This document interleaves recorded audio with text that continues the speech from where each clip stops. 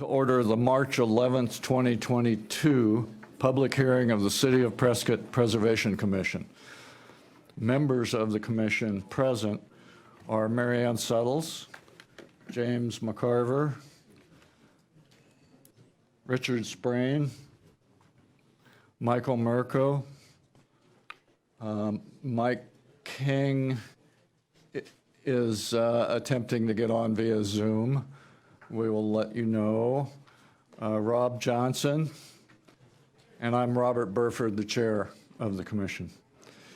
Staff members are the mayor, Phil Good, Kat Moody, our historic preservation officer, Bryn,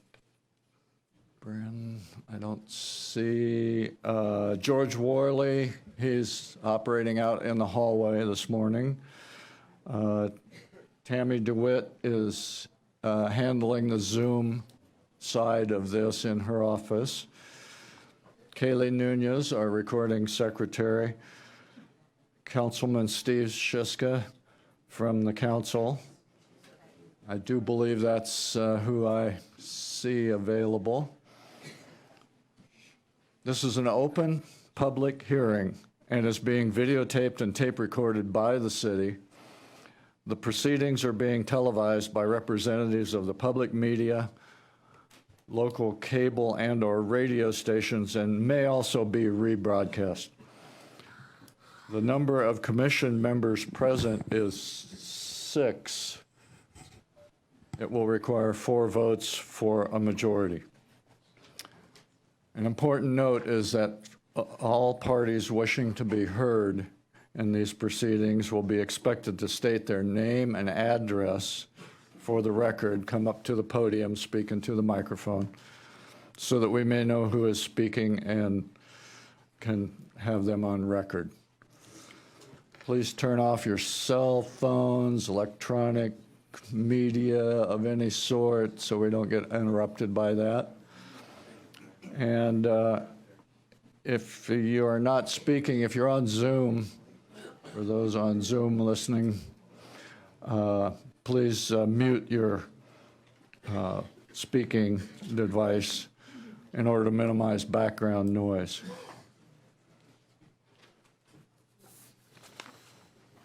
And with that, I'll turn to our agenda.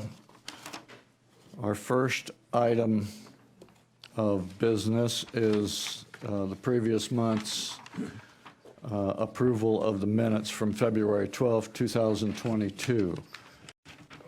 Has all the members have been able to peruse that and have comments? Marion? Mr. Chairman, I'd like to approve the minutes of February 11th, 2022. Thank you. This motion has been made. Is there a second? I'll second. Thank you. Motion has been made and seconded to approve the February 11th minutes. Those in favor, raise your right hand, say aye. Aye. Aye. Those opposed. And on to the next order of business is HP 22001. This is address 1099 Old Hassayampa Lane. It's in Historic Preservation District number 15, the historic homes at Hassayampa. The request is for approval for a change in single-car garage door and for 3-foot and 6-foot high fencing. And with that, I'll turn this over to Ms. Moody. Good morning. Hi, Kat. I'll apologize right now for my voice. I'm getting over a cold, so. We're glad it's just a cold. Yes, me too. I've never been so happy to just have a cold. As indicated, this is in Historic Homes at Hassayampa. And as I often do, I'm going to give you just a little bit of history here. Let's see if we can get this so it's the appropriate size. Give you some. So, Historic Homes at Hassayampa is one of the last districts to come into our local overlay districts. And it's a small grouping of homes over off of Country Club Drive.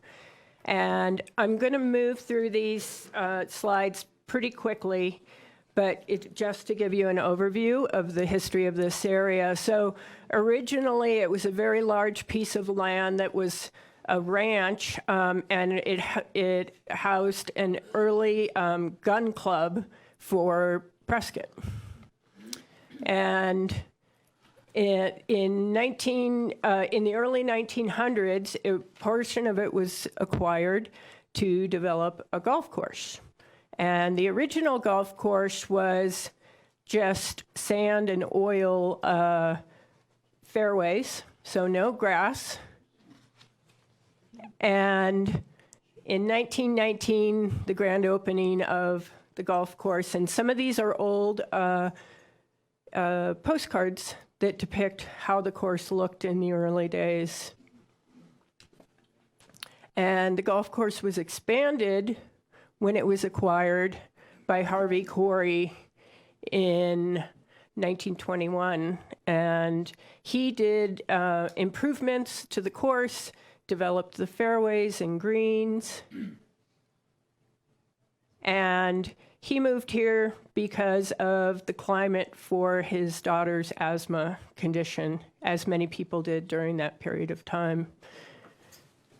The original clubhouse was on a site that now actually houses a private residence, but this is a photo of the original clubhouse at the Hacienda Golf Course.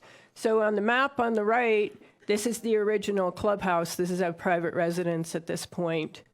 But this also shows the improvements that Harvey Corey made to the property, which included tennis courts, a pool, and a new clubhouse. And here's a shot that shows the pool and the new clubhouse.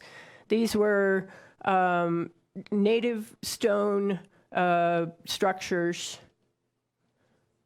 And you can see the clubhouse here with the pool, a shot of one of the improved greens.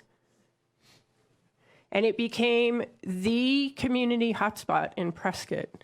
And so children would come to swim in the pool, play tennis, and the adults would play golf. One of the improvements he made was he switched the greens out to cottonseed holes. So this is a shot of cottonseed holes. People who played on the course said it was pretty squishy to walk on. And then in order to support the development, he had 14 home sites set aside, and he developed over time, these buildings that are now the historic district, which is outlined in red there on the map. And one of the requirements to purchase these lots in this development is that you had to have children. He would only sell lots to families because he wanted the pool and the tennis courts, he wanted children on site utilizing the facilities. And so the first phase of homes in this development were these two lots here. And these are photos on the left of these original homes. And then the second phase of development came in 1940, 41. And so these are the homes that were built after that. And this home was that is part of our consideration today. This home is part of that 1940-41 development. So this is our subject property. I'll go ahead and just scroll through the third phase of cottages. And the final house was the house that sits up on the other side of Country Club Drive there. And the country club ended up closing down and was sat vacant for over 30 years before it underwent redevelopment when Troon Resorts purchased the old course and began to do improvements. And so you can see here, this is the golf course today. This is the new clubhouse that's been constructed over off of Hacienda Village Lane. And this is the condo development that sits here along Old Hacienda Lane, and that is what is located where the old clubhouse, tennis courts, and pool used to be. And then in 2003, this became a local historic overlay district, so any work requiring a permit comes before this commission for this area. And district characteristics are tied to native stone walls, narrow streets, local vegetation, and the district maintains good integrity throughout. And here's a shot of early and current view of Thumb Butte from above the property. So that's our brief trip down memory lane.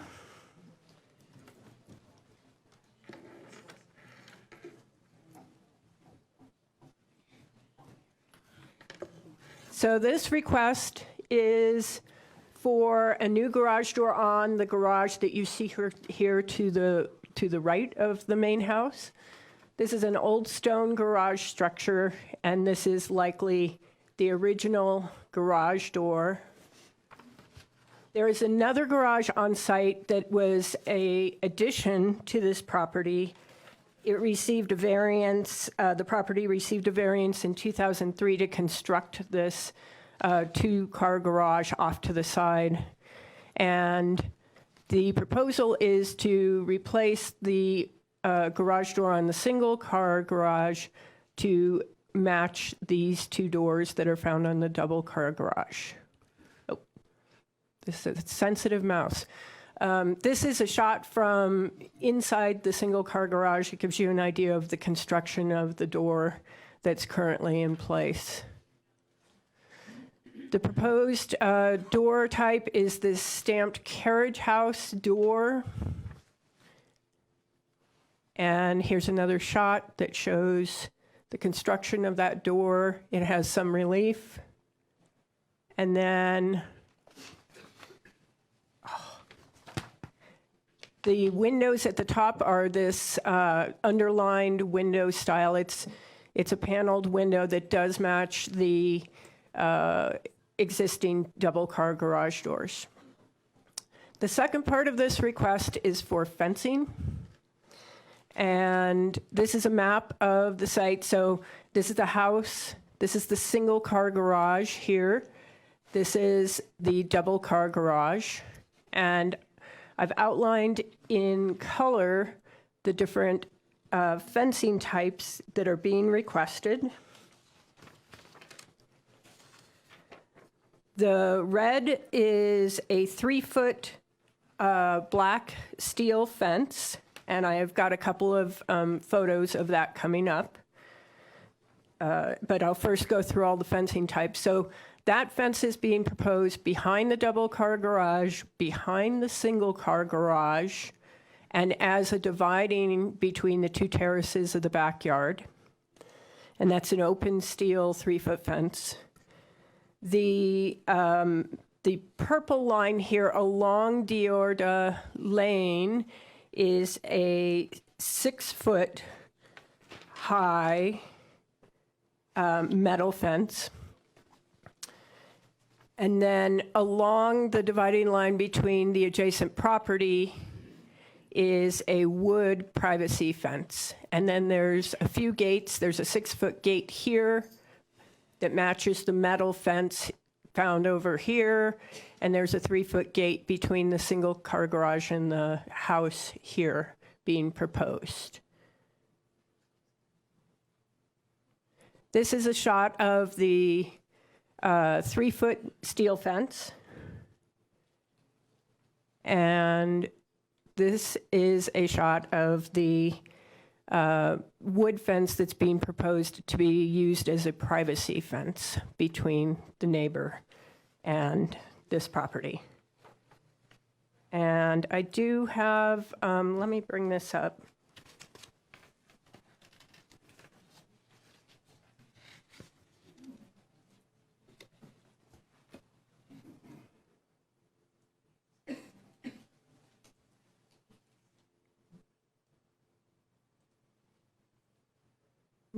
not able to get that up.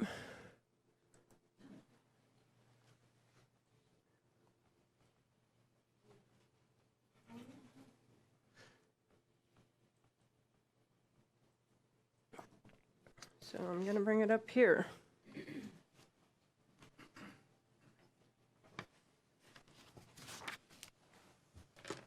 I want to give you a shot of what that street looks like.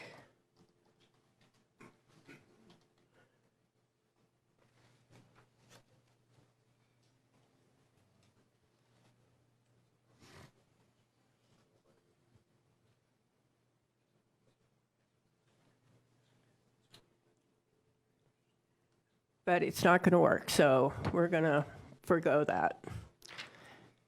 So with that, I will, and we do have the property owner here to answer any questions regarding the fence or the garage door. So with that, I'll turn it over to you all for questions and discussion. Thank you, Kat. I have one quick one, trying to decipher the coloring here. On that last slide about the split rail, which are the wooden fence, you said was going to be removed. Does that get a new fence, or is that just getting removed? The split rail fence that's along Deodar Lane right now is going to be removed. And no new fence there? The fence there is the purple fence. So it's this section of fence from the back of the single-car garage up along the street edge there. And it's set back from the pavement edge. There's an existing stone wall, and there's some trees, large trees and vegetation, and so the fence is running along the street, but behind the existing stone wall and those trees. And that will be the 6-foot-high black steel fencing. Good, that was my question, whether that was going to be in street side or lot side of the tree row. Yeah. It is. Okay. It's inside it's being placed inside the tree row, which is approximately where the split rail fence is currently. Okay, thank you. Yep. Do we have other comments? James? Are there any city restrictions on the height of the fencing that can be used in this neighborhood? So it's standard fencing requirements. So inside front setbacks, it's going to have a 4-foot max for the fence. And then inside and rear setbacks is 6-foot high max. And this lot technically has a double frontage lot. It's got a teeny little section right here at Country Club Drive, but their fence is falling just about a foot inside of that setback. So that 6-foot fence actually does not hit the 20-foot setback on that double frontage section. And they are well out of the front setback on the old Hacienda Lane. Say with the only 6-foot section is over here. And they're well inside that setback on that side as well. Thank you. Other comments? Answered my question. And I would entertain a motion one way or the other on this project. If I can, this property owner has met everything the city's required. They have, yes. They've done everything. Did you want to speak at all? Not unless you need me. Okay. We just want to make sure there are no exceptions, no anything. It's in order. They've done what they should have done. It's our turn to clear. Yeah, so they're gonna, they've come before us. There's also a HOA associated with this development, so then they'll work through their HOA process as well. Okay, thank you.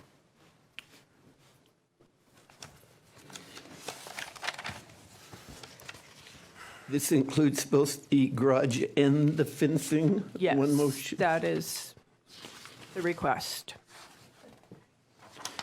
Okay, with that, if I can, Thanks, Marion. Move to approve HP 22-001, 1099 Old Hacienda Lane, APN 108-07-166.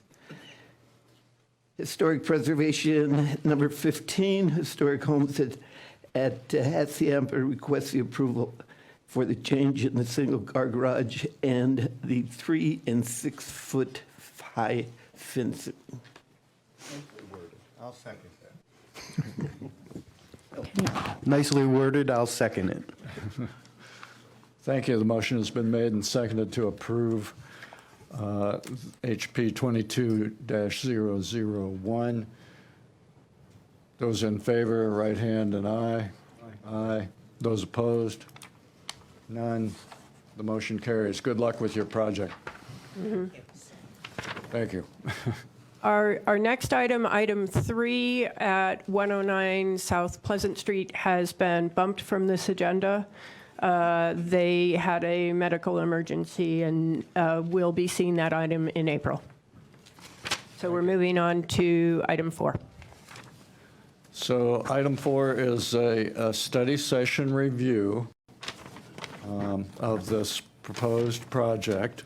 It will be a non-voting or non-motion-making session of the commission.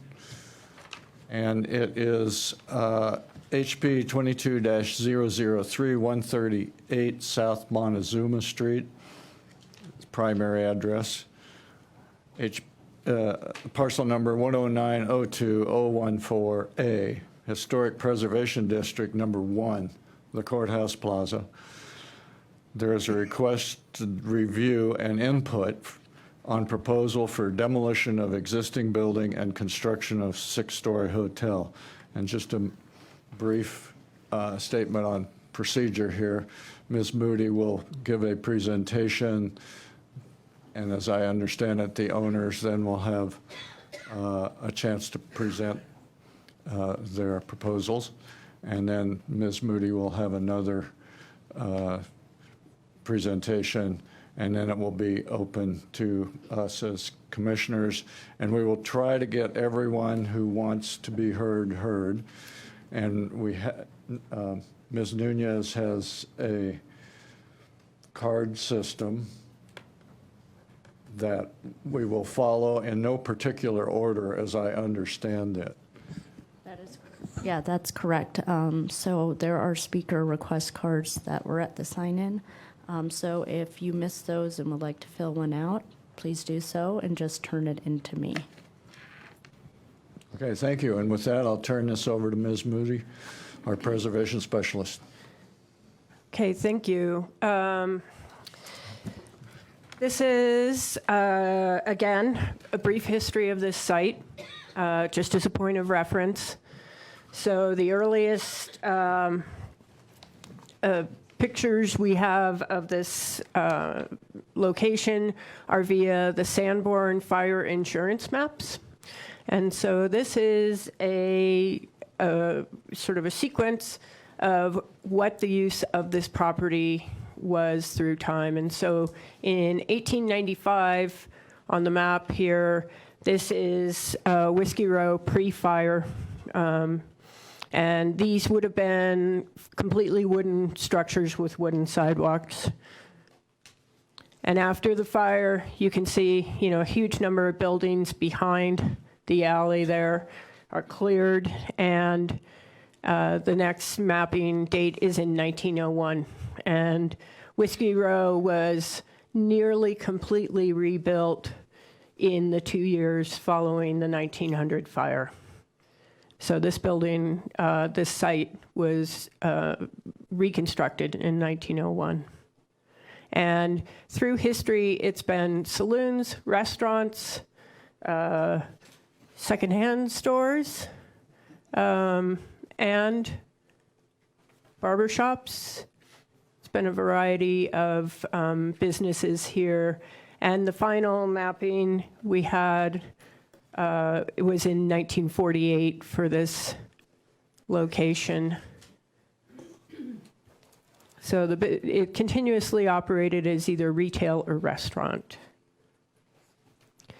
These are early shots of what the building would have looked like, or what it did look like.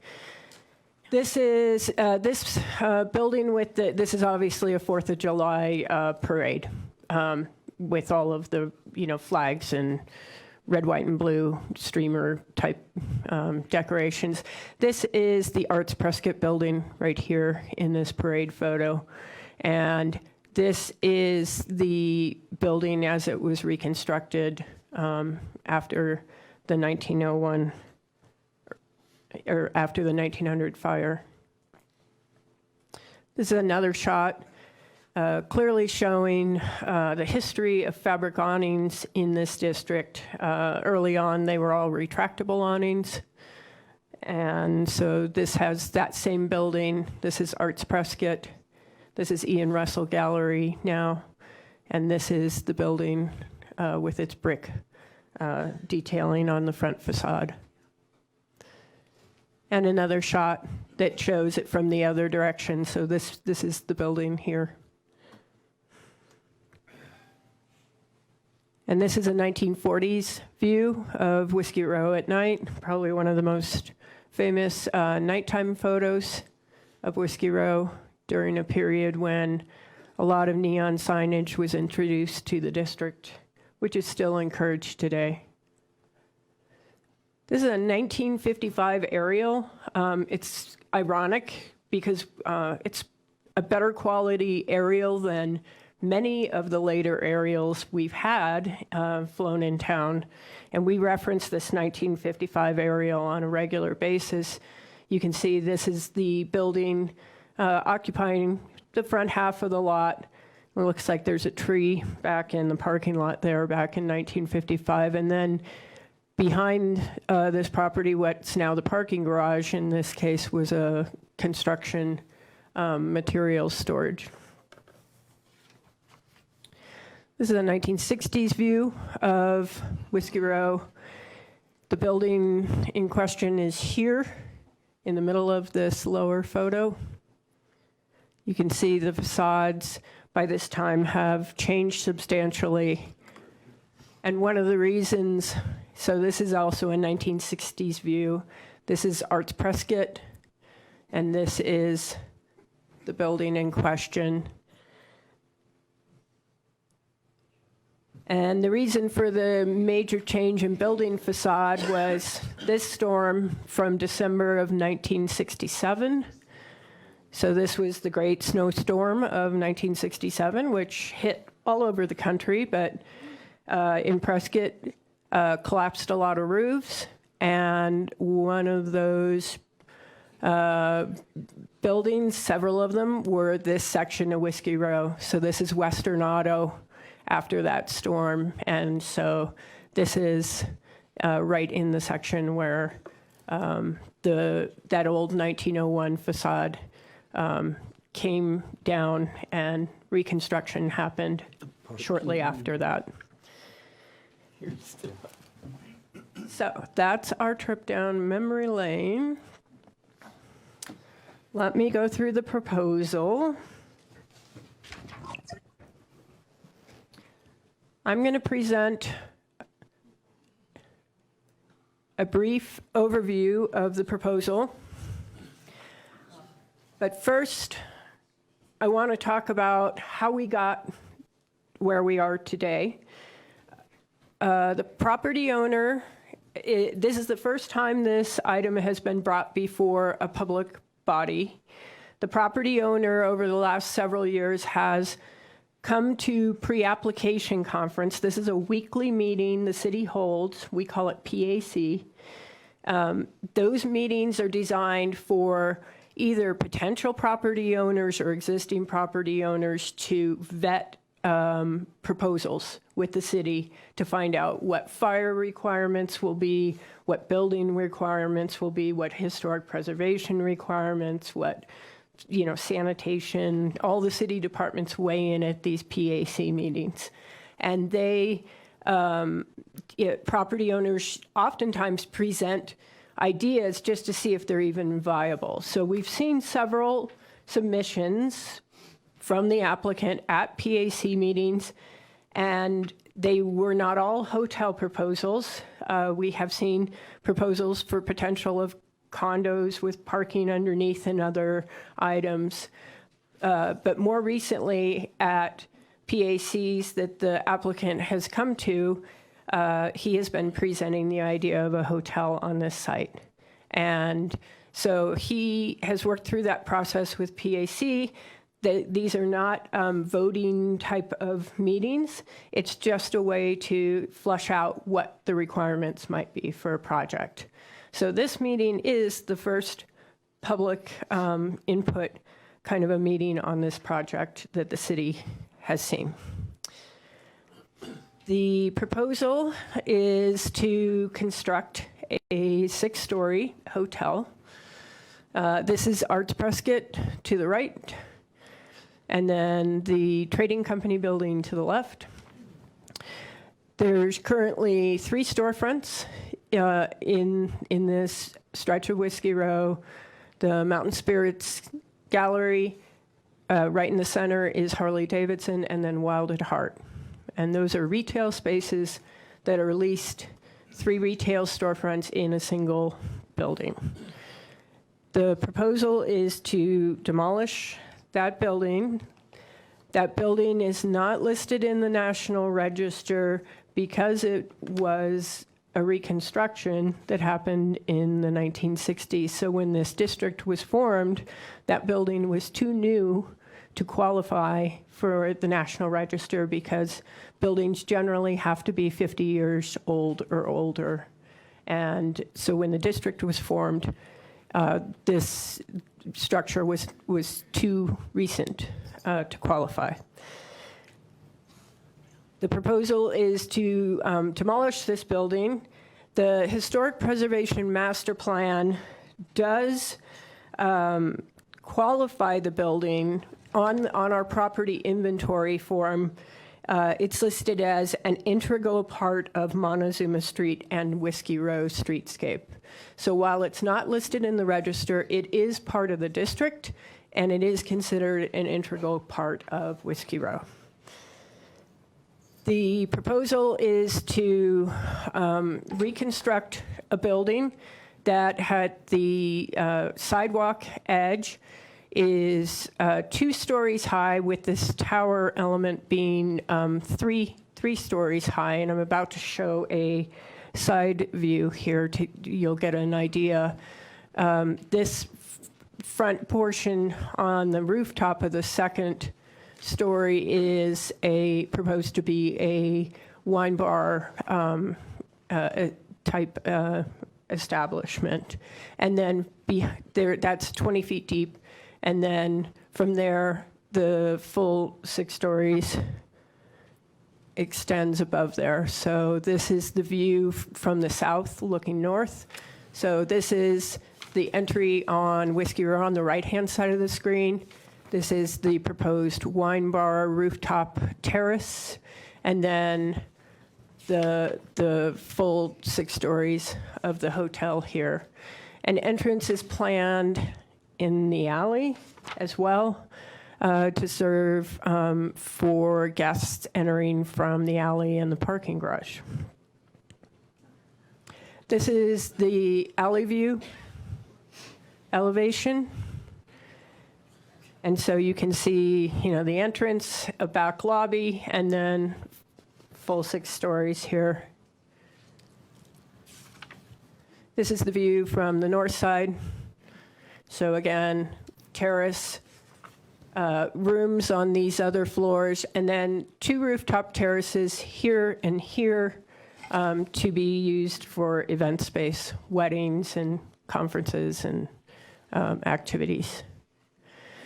These are renderings provided by the applicant that show what a potential view of the building would look like. These are the exterior finishes that are being proposed. Down low, there is some native local sandstone. There's a granite wainscot. There's a stucco-like system above the entire rest of the structure and in the rear, and then fabric awnings. So these are other rendering views.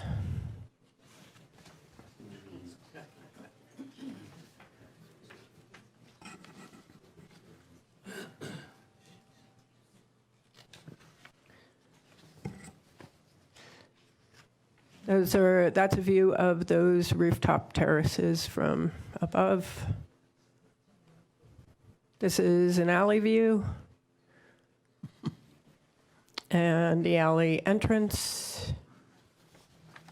And these are key dimensions associated with the project. So first 2 stories, roughly 22 feet at the sidewalk, back 20 feet, and then extending up for the total of over 66 feet here at the back.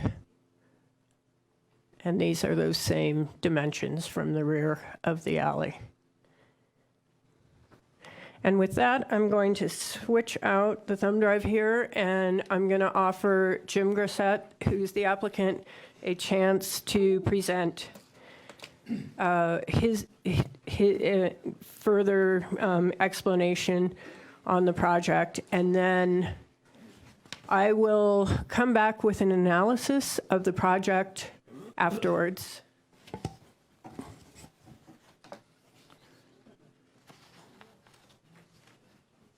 Everybody's dying to see you.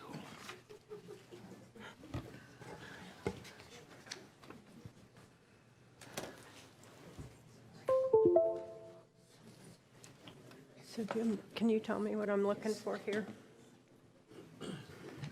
Oh, it's just the... Yeah, I just put one in. Okay. Okay. Oh. I got to move it down. I can't see from there.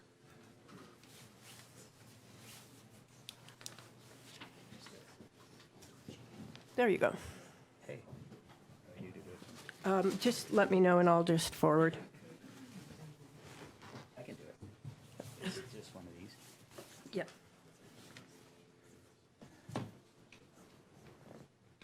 First of all, let me welcome all Excuse me, would you commissioners. introduce yourself and your address, please? Oh, yeah, sure. Jim Grissett, 9745 East Turtle Rock Road, Prescott Valley, Arizona.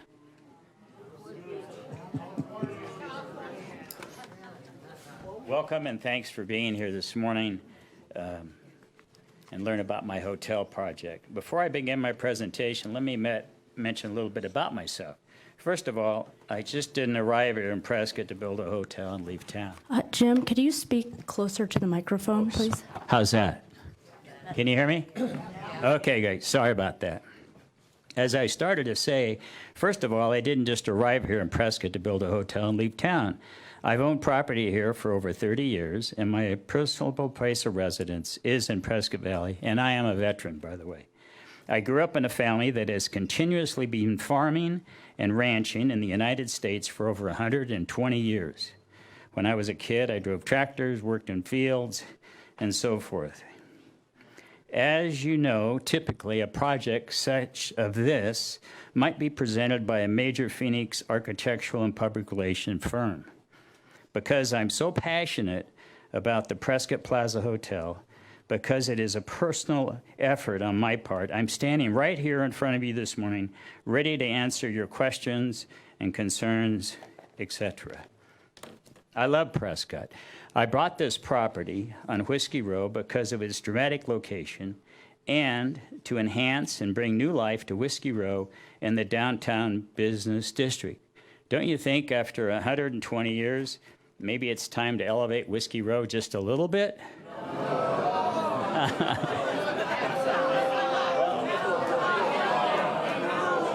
Thanks for your response. That's the beauty of this country. We all get to speak up and express our thoughts.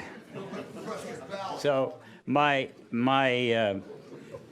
vision is really to become Prescott, Arizona's premier boutique hospitality and destination and event menu.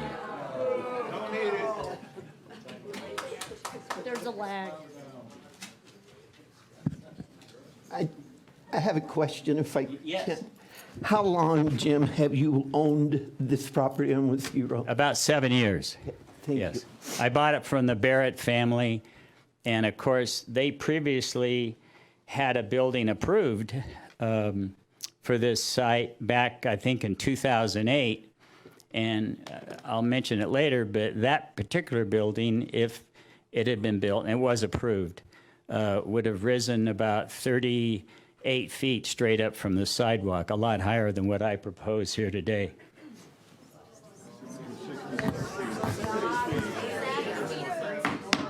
Okay. That was the old mayor. Everybody will get a chance here. Let this man have his chance. Thank you. Thank you.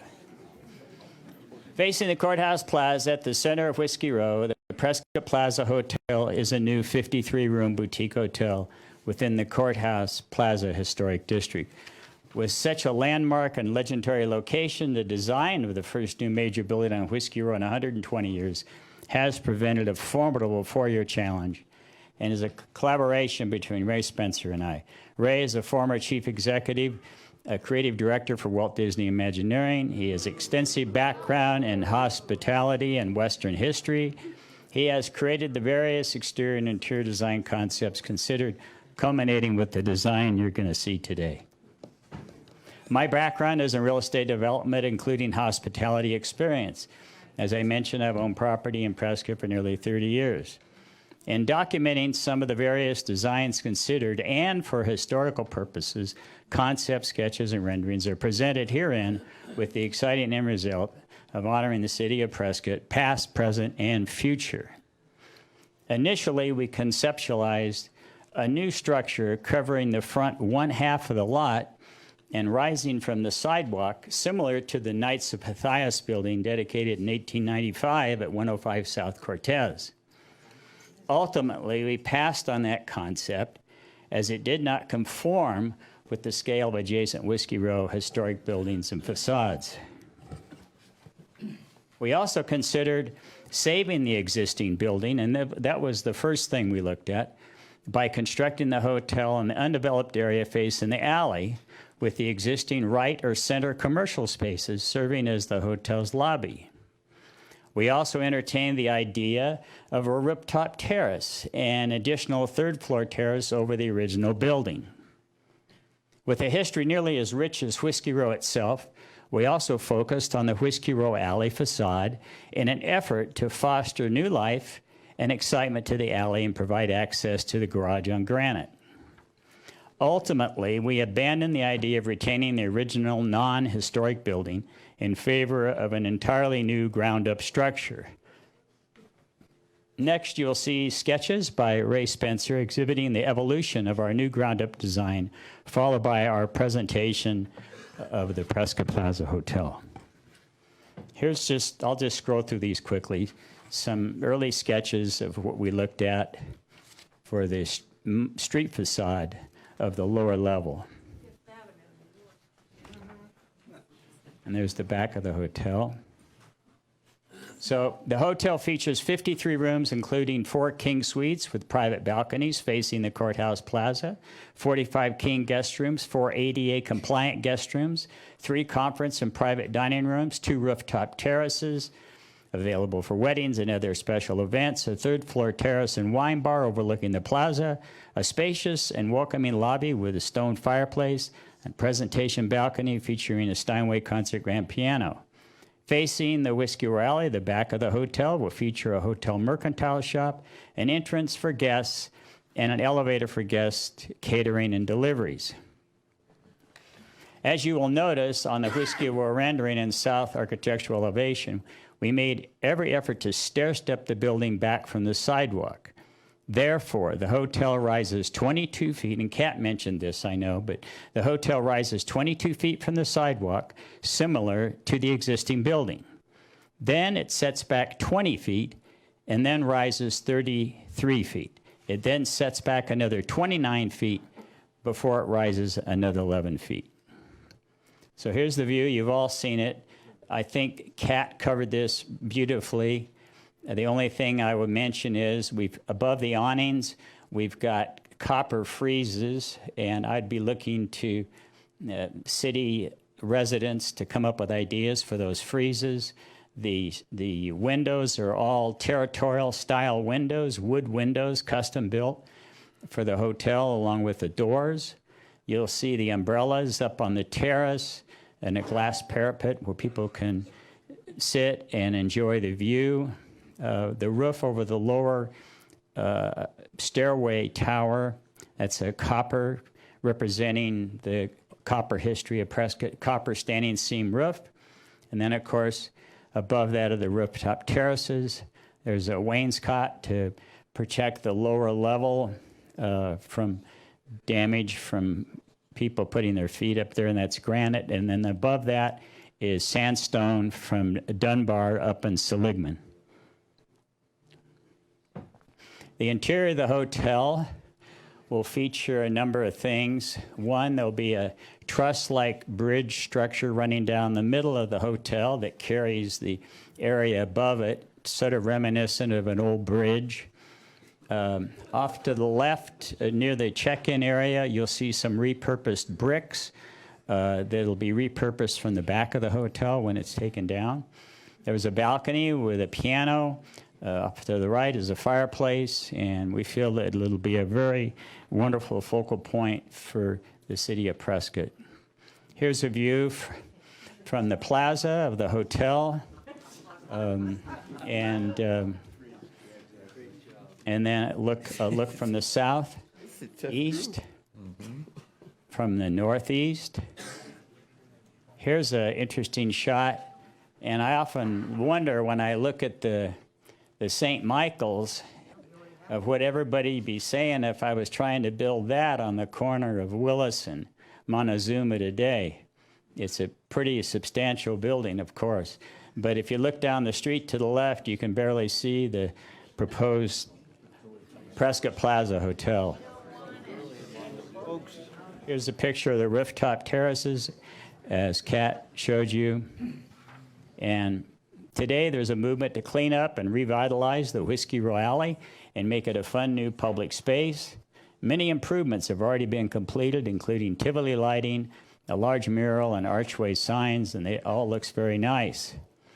The Prescott Plaza Hotel, at the center of the famous Whiskey Royale, will contribute greatly to the alley's revitalization with its mercantile shop, rear entrance, Blade hotel sign, neon sign, and attractive lower-level stone facade. Here's a view down the alley. Here's a view of the back of the hotel. And once again, the finishes that Kat already described. And these are the elevations that you've previously seen. And that's it.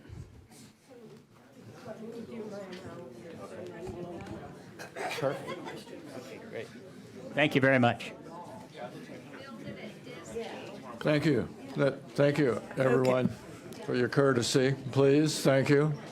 And Ms. Moody now will give her analysis of the project. If you need to plug in, you can. That one? Okay. Great, thank you. Okay, so this is a multi-pronged analysis. So the first thing I looked at was the renderings because I suspected they weren't to scale.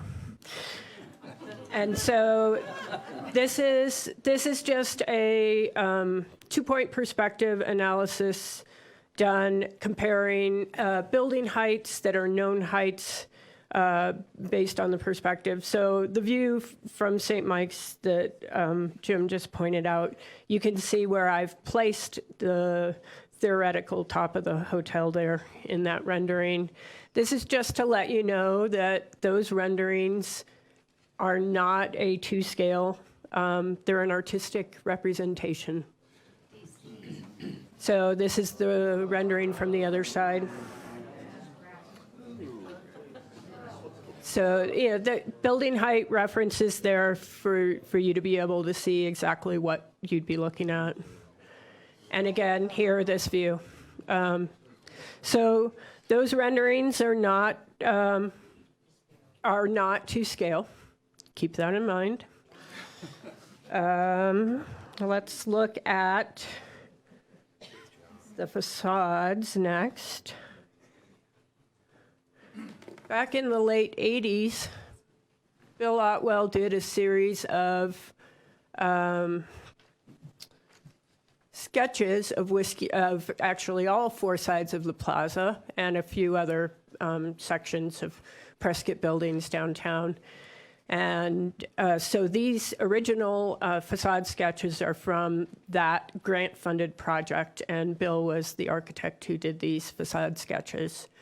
So this is existing Whiskey Row facade, and it's probably too small for you to read some of these building heights, but they are depicted here, known building heights, and you can see relative. So St. Mike's, this is the building in question.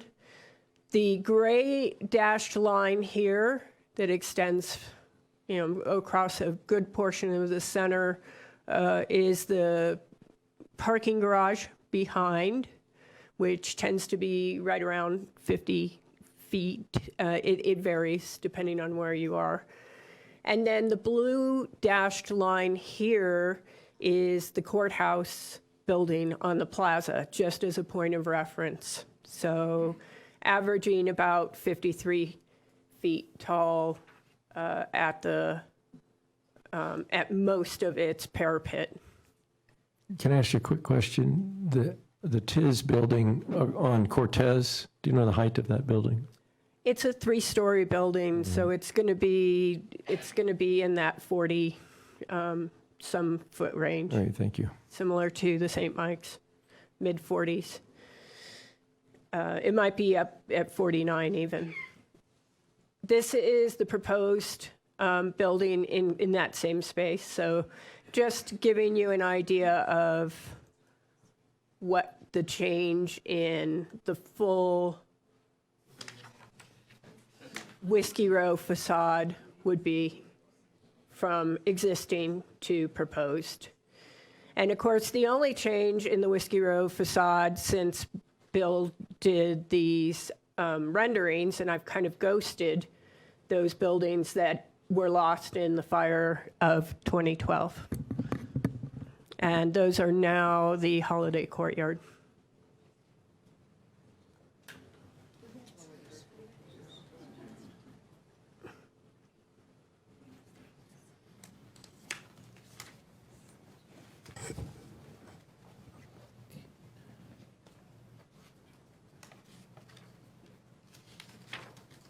So there's a couple of ways that we evaluate projects, potential projects. One of them is by looking at national standards, Secretary of Interior standards for historic districts and historic properties. Even though this building is not listed in the National Register, it's certainly part of the most critical and important National Register district in Prescott. So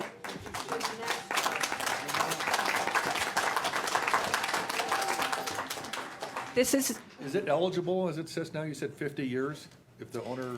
It would have to be evaluated at this point as part of a full district reevaluation. It would potentially be eligible as being over, because it's over 50 years, but it has to be evaluated based on architectural integrity as well. So it wouldn't be a guaranteed. But if the district were re-inventoried, it would be reevaluated, and then at that point, it could be National Register eligible. The owner has not applied for that? No. No, they have not. So this is an example of a national standard of a compatible new addition.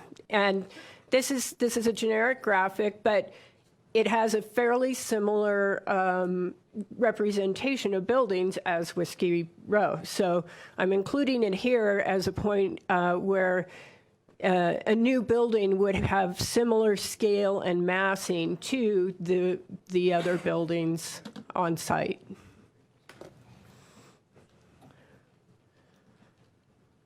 And I'm going to go through the staff report now and reference the Historic Preservation Master Plan. And I can actually, let me throw this up on screen.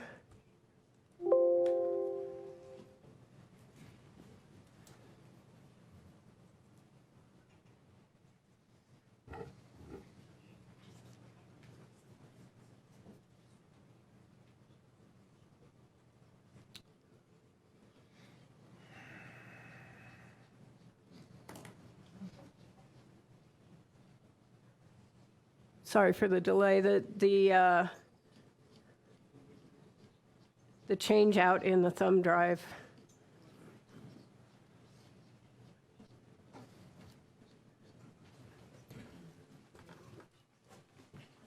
Slowed me down.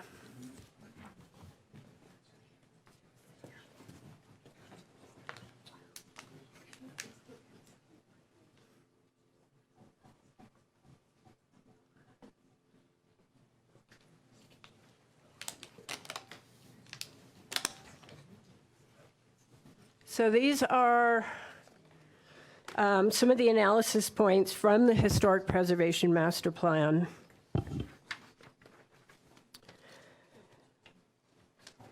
The guidelines for this district are pretty specific, and I won't read through every one of the requirements, but I will hit on the components that are relevant to this project.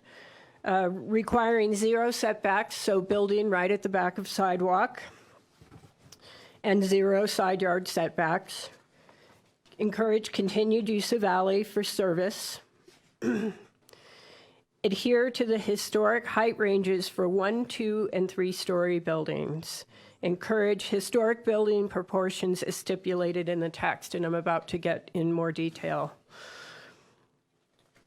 Locate doors and windows consistent with the historic pattern. Allow only double or single hung windows or casements in a historic pattern. Grouped in vertical pairs or trios is the most common way we find windows in this district.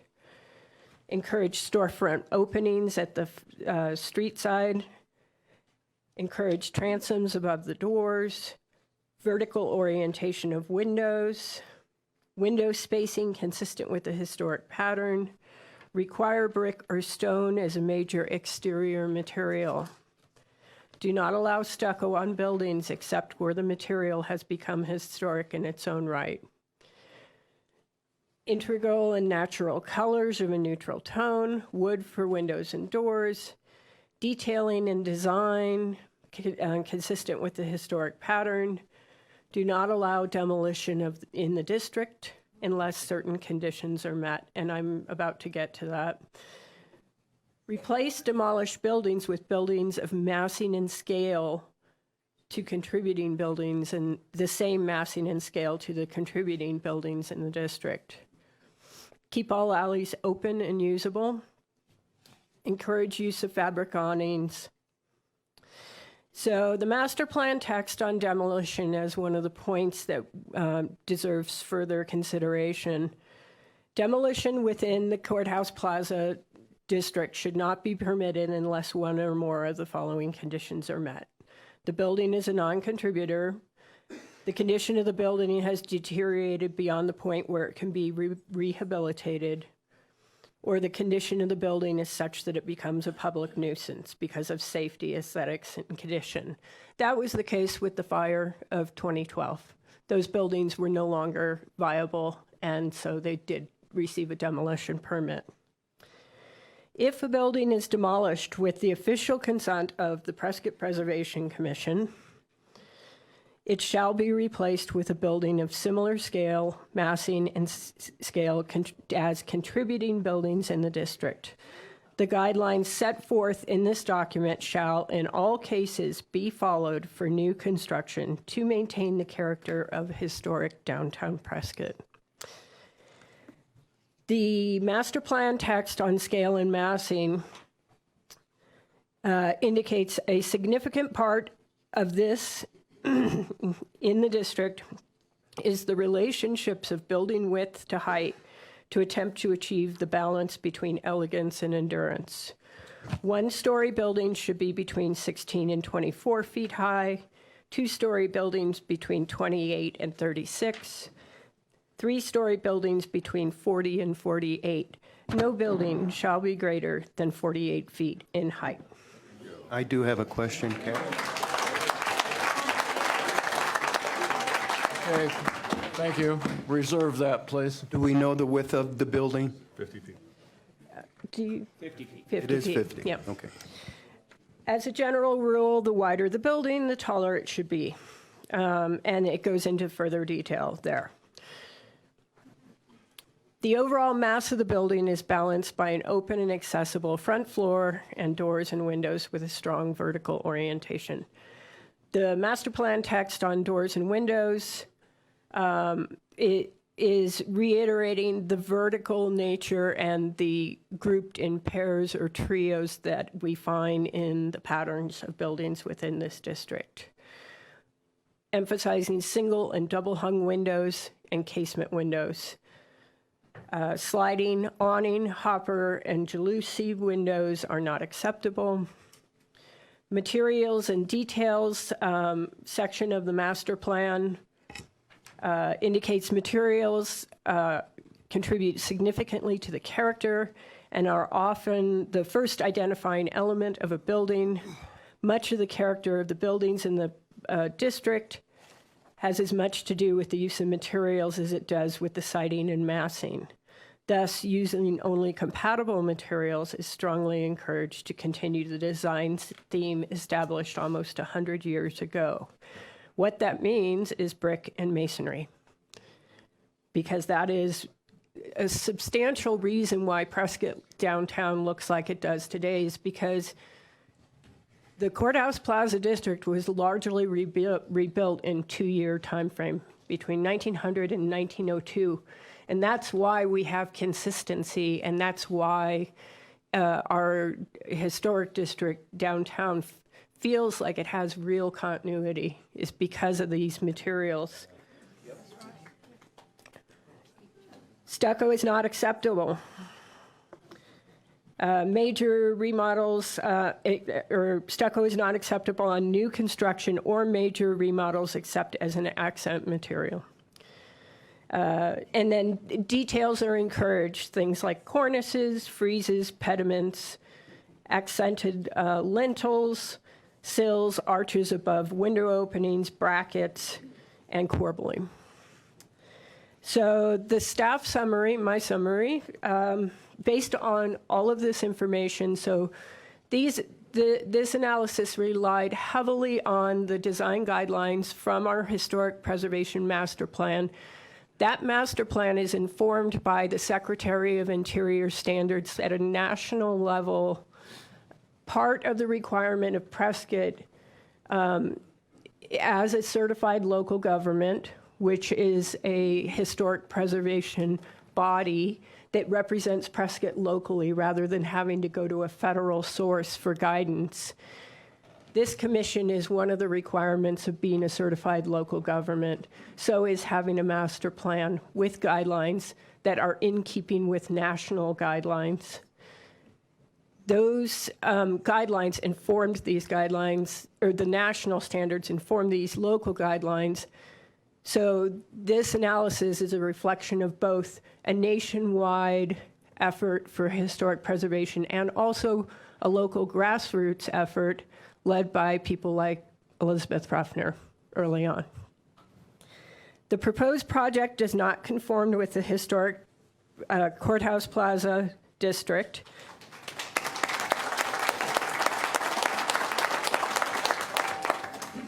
Or the Secretary of Interior standards for historic resources. The scale, massing, and height are not in conformance.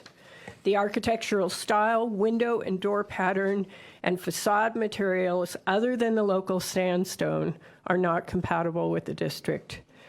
The existing building should be maintained, and a compatible addition in the rear of no more than 3 stories should be designed if the applicant decides to pursue more development on this property.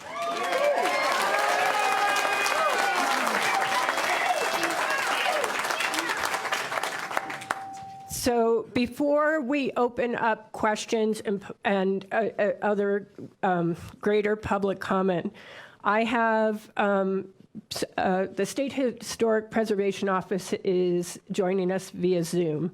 And so I have a couple of people I'm going to call on specifically to talk first, and then we'll get to public comment, and then the applicant is still here to have a dialogue and answer questions.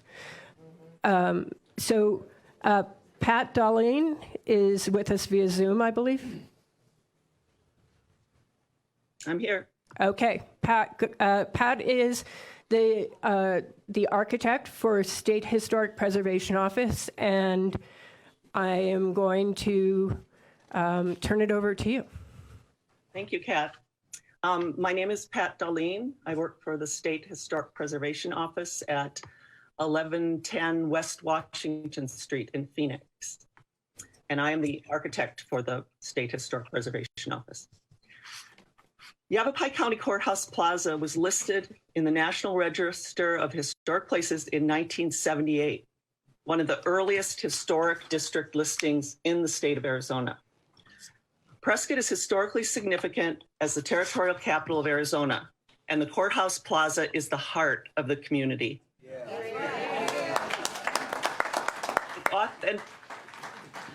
I continue? Its authenticity is what brings people to the Plaza Historic District. That integrity should be maintained. Yes. To ensure it is maintained requires following the Secretary of the Interior standards for treatment of historic properties, which can be found on the National Register of Historic Places website. The primary approach to preservation of a historic district is to retain the authentic character, and for all new infill to be done in a manner that is distinct but compatible with the historic character of the district properties, deferring to them, not competing visually with those historic properties. People come to Prescott to experience the historic, authentic Old West, which requires that historic character is preserved. This proposal, in seeking a variance to the established zoning and guidelines which are in place to protect the authentic character, is not in the spirit of historic preservation. Any new development should be lower at street level, the same or lower at street level than the adjacent buildings, and no portion should be taller than the historic courthouse, which the zoning less than 48 feet per the Historic Preservation Overlay District. The existing infill building is a good example of meeting the Secretary of the Interior standards. As the Arizona territorial capital, downtown Prescott holds a significant place in Arizona history and something that deserves careful treatment, particularly when it comes to new construction in this historic district at the center of town. Infill construction can be done, but requires careful attention to massing, scale, proportion, and materials. Currently, the design proposed does not meet the Secretary of the Interior standards for new construction within a historic district.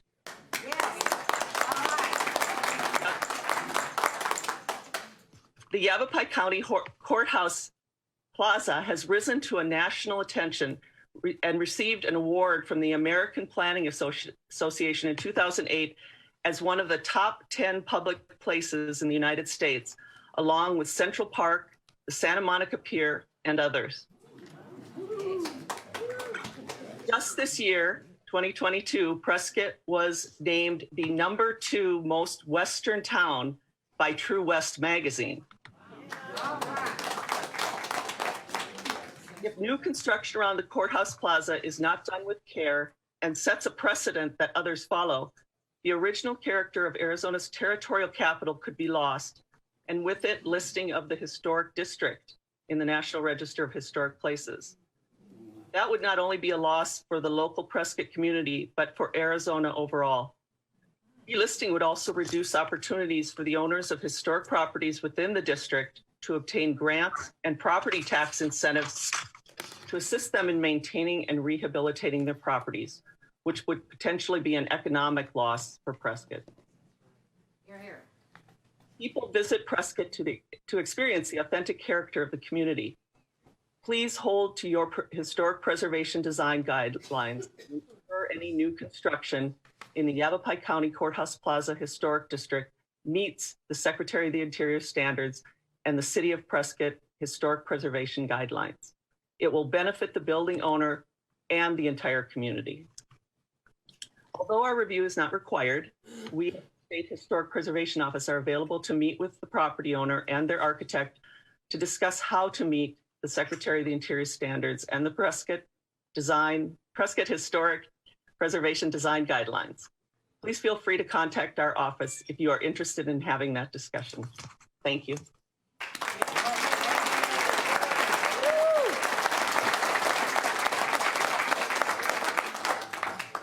Thank you, Pat. I have a couple of other people to invite up as well before we open it up to public comment. So I'm going to invite Bill Otwell up.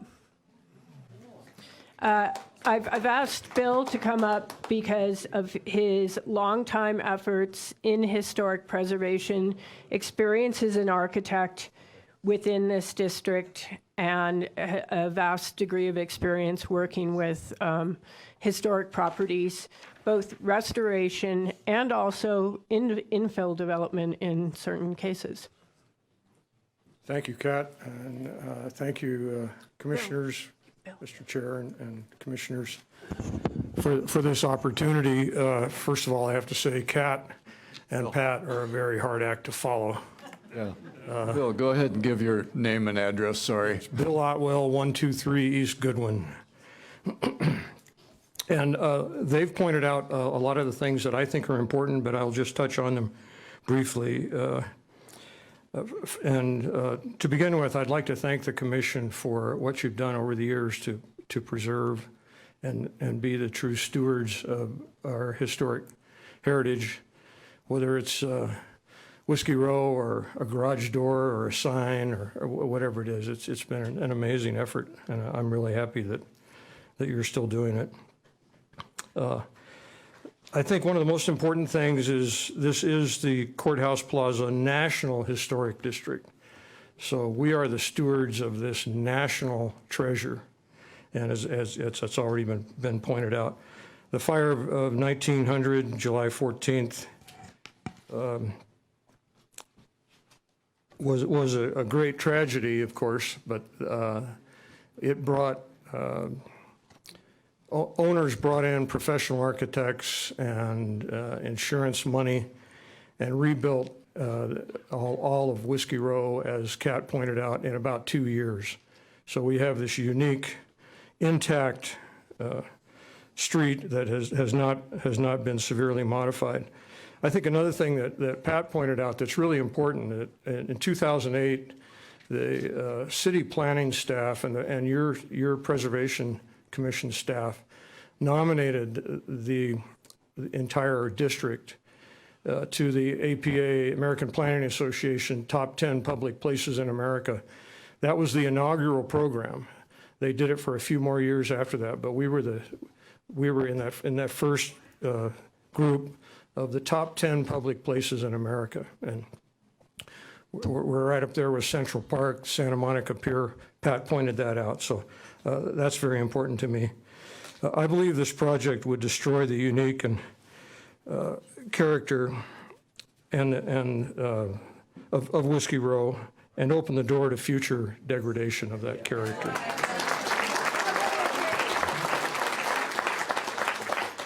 The proposal violates the district guidelines in three major ways. Again, Kat has already pointed that out, but I'd just like to point out that if the commission allows demolition of a building, it shall be replaced with a building of similar massing and scale. And the key word there is shall. This is not really a suggestion, it's a requirement.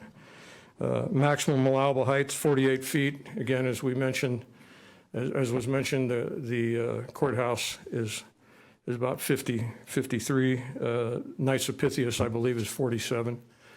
So, and again, that it shall not exceed that height, and the material shall be masonry, not stucco. So, since my first project on the plaza, which was the old city jail and firehouse, it was covered with stucco and schist rock, and all the windows were covered up. And when we removed all that in 1981, was the first rehabilitation on the courthouse plaza. And that spawned a couple of other efforts, including the two buildings that were shown in the rendering of this project to the left. Those two storefronts I reconstructed based on the historic photos on the building that had collapsed in the snow of '67.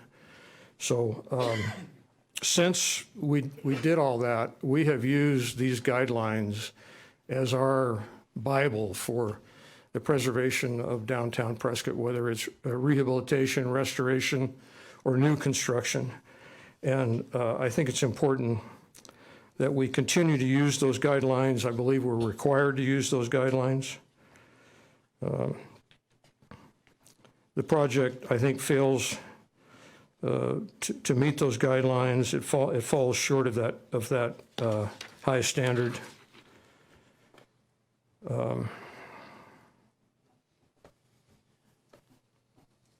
I think it's all been said. This is Arizona history.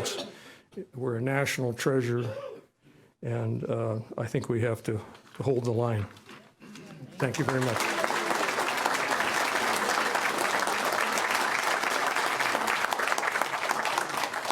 So I'm not sure, because I know I've got people in the hallway. Is Frank DeGrazia here? Yeah, Frank is here. Frank is here. I was going to invite Frank up as well for the same reasons I'm inviting. Come on up, Frank. Frank is also a local architect who's worked on the restoration of many historic buildings in downtown Prescott, and I'm going to let him speak next. My name is Frank DeGrazia, 105 South Cortez.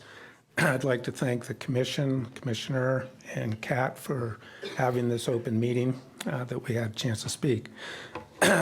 My thoughts aren't as organized as Mr. Otwell's or as elegant, I don't think, but I'd like to approach this, my view of this project from three different stances. The first one, I've been a member of the community for 46 years, seen a lot of changes. I remember when Sears was downtown. I remember when Safeway was downtown. I remember when there wasn't even a McDonald's in town. Now we have, what, 4? I don't know. So change happens, and I've seen a lot of it, some good, some bad. My opinion of this one, all I know about the buildings that are existing at this point is what I've read and what I've heard. And as far as them coming down, it may be the best option for Prescott to do that and to make it more of a utility building that can be used by all. Saying that, I'm not approving the building. My second point of view, where I'm coming from, is an architect, as Kat mentioned. I've worked on a number of buildings. The last one, my firm did the Elks Performing Arts Center on Gurley, and a couple other ones, TIS building and Western States Telephone Telegraph building. And all these, we were required to meet and conform with the Preservation Commission's guidelines, the national guidelines. And while it's not as extensive as what was being proposed currently, there were still guidelines to follow as far as color, fenestration, height, and everything else. Or if additions were put onto the building, those guidelines were met also, and not replicating what was there. Lastly, my point of view, I want to go back to my second point of view. I've also worked as an architect on the parking garage and on McCormick Place, which are newer structures. And at one time, the McCormick Place, down next to the Dinner Bell, was bandied about as the newest building in Prescott in X amount of years, whereas this one is definitely a change of 120 years. a lot more impact. The newer buildings had the 50-foot guideline, and I don't recall exactly what we went to the city for to have an extension on that building of 2 to 4 feet. But again, playing by the rules. And we also weren't on a Whiskey Row. I'd like to say that we were back there, and so we had a little bit more leniency, and we were granted those to proceed with those projects. My last point of view on this comes as a former co-chair of this commission, where I've learned a lot, and whether it be a new fence, a paint color on a building, or some commercial property came into view, all the guidelines were listened to, adhered to, and used as guidance to the property owners and their presentation. In the end, I guess in summation, I would like to say that this building should not go forward, that the way that the Kat, again, has said it very succinctly and knows the rules better than I do, but the massing, the scale, the fenestration, the use of materials, the colors, none of this coincides or reflects Whiskey Row. And I think we need to keep that. Hopefully, if the owner is involved in this, he'll get his people, whoever they may be, to go back and read these guidelines. And I'm not trying to put the person down. I'm just trying to say that that out of respect for this historic district in this town that we all live in, that they do that, and hopefully they can come back maybe with a better solution and make it more uniform with downtown. Thank you.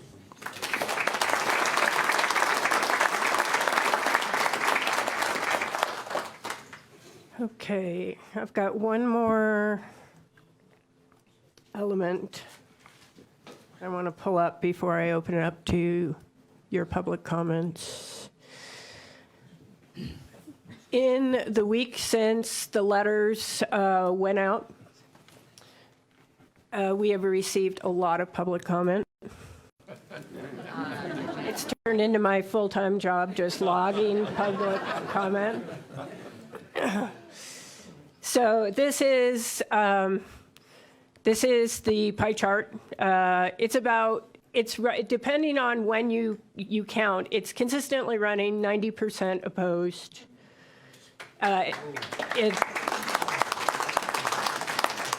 Yesterday at 4 o'clock, it was 93% opposed and 7% for.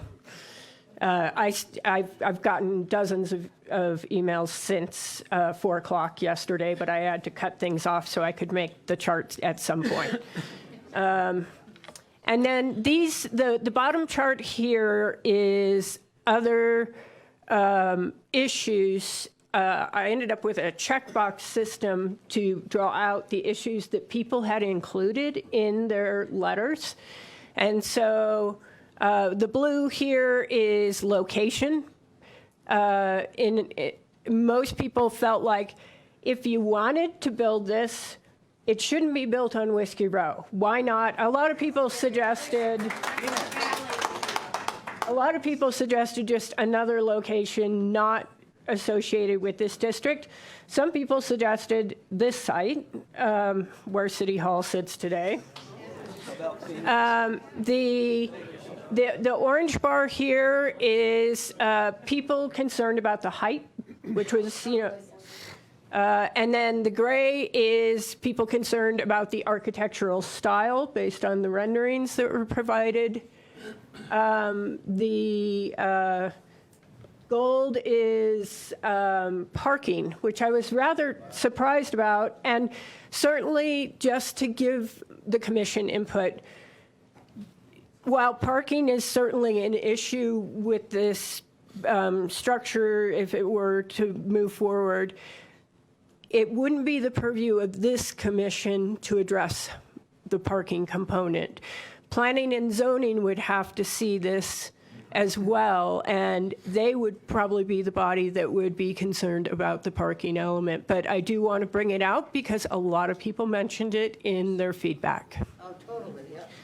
And then the final point is setting a precedent. If you allow demolition of a building in a historic district, what next? And so that's public comment. So that's public comment up to this point that we've received via email, the web form, voicemail, and we're just tracking that.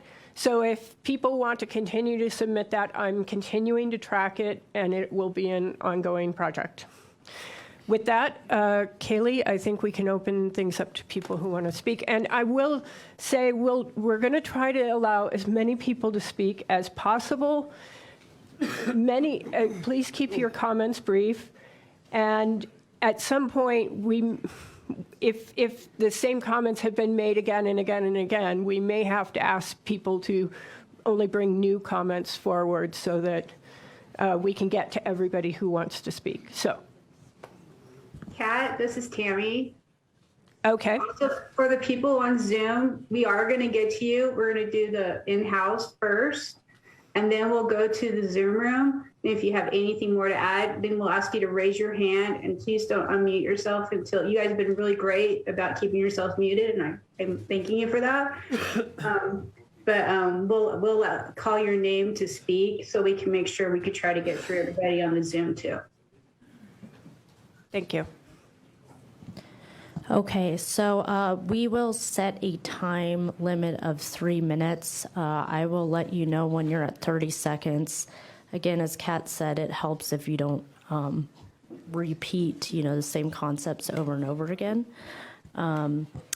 I'm going to start by reading 6 comments for folks who opted to have me read them, and then I will go into calling individuals up. Please speak closely to the microphone and state your name and address for speaking. Okay, so I have a comment from Chip Davis of 1363 Rockwood Drive. This application reminds me of the childhood story of the goose that laid the golden eggs. The Prescott Downtown Courthouse / Whiskey Row is a crown jewel of Yavapai County. Please don't destroy our crown jewel. Please don't disrespect the Yavapai County Courthouse by allowing a taller structure. Please deny. Second comment, Matthew Cordua of 1098 Louis Street. There is plenty of land on South Montezuma away from the historic area of downtown. Tourists don't mind walking a couple of blocks due to COVID. Prescott tourist revenue was severely decreased for the last 2 years, and gas prices will repeat same for 2022. Doing anything to Whiskey Row will cause historic Prescott to change from everybody's hometown to anyone's hometown, severely reducing tourist attraction. Quit messing with history. This would ruin Prescott's historic image. Lauren Newington, 140 North Pleasant Street. Prescott is a tourist town because of its colorful history. Prescott is unique in its history and should remain historic. We won't need a hotel for visitors if Whiskey Row is made another hotel row. The impact on the downtown area will be dramatic and negative. The parking garage will become hotel parking and retail will suffer. Another blow after COVID-19. If you want another hotel, build it on the big empty property by Casa Sanchez. Next comment, no name. Oh, the name is on the back. Sharon Black of 360 Pioneer. The historic Courthouse Square has no need for a huge hotel. It ruins the character of the square and is a totally unnecessary addition. It would encourage greedy developers and owners to modernize in California style. I'm against this proposal.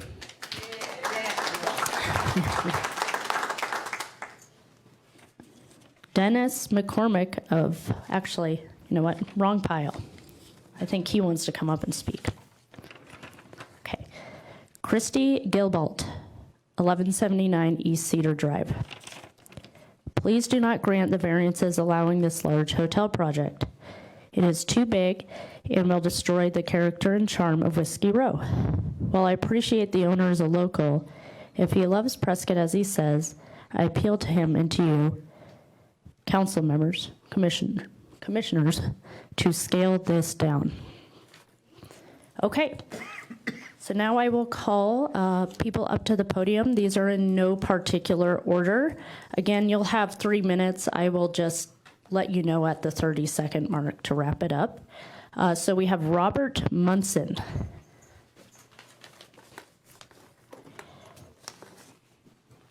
I'm not going to come up because what I was going to say has already been so eloquently said by people who know a whole lot more than I do. The only thing I would make one comment. Kat and Pat really hit the nails on the head. You have something that works, don't mess with it. Yeah. Okay. My big concern is, If you want to say more, we will have you speak into the mic. okay, Just for proper recording. Thank you. don't like to step on people's toes.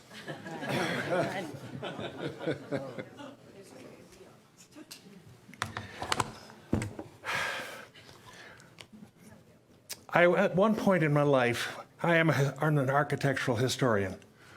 And at one point in my life, I did work for the Arizona SHPO, so I have a little bit of experience along these lines. I've had the misfortune of seeing other cities in this country, personal misfortune, who did not pay heed to what Prescott has been trying to do. And particularly where it has hurt the most is where tall buildings come in, overshadow, overpower a beautiful historic district. That is my primary problem with this particular project. The scale on it, the nature of it, way too much. Continuity, character is crucial. You have a building that is going to not honor any of those things. So, as I said, I didn't really have a whole lot else to say, but because it has already been covered so very well. Thank you. Thank you.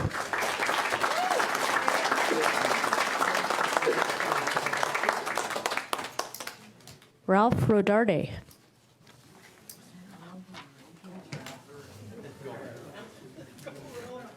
My name is Ralph Rodarde. I've lived in this town for 82 and a half years.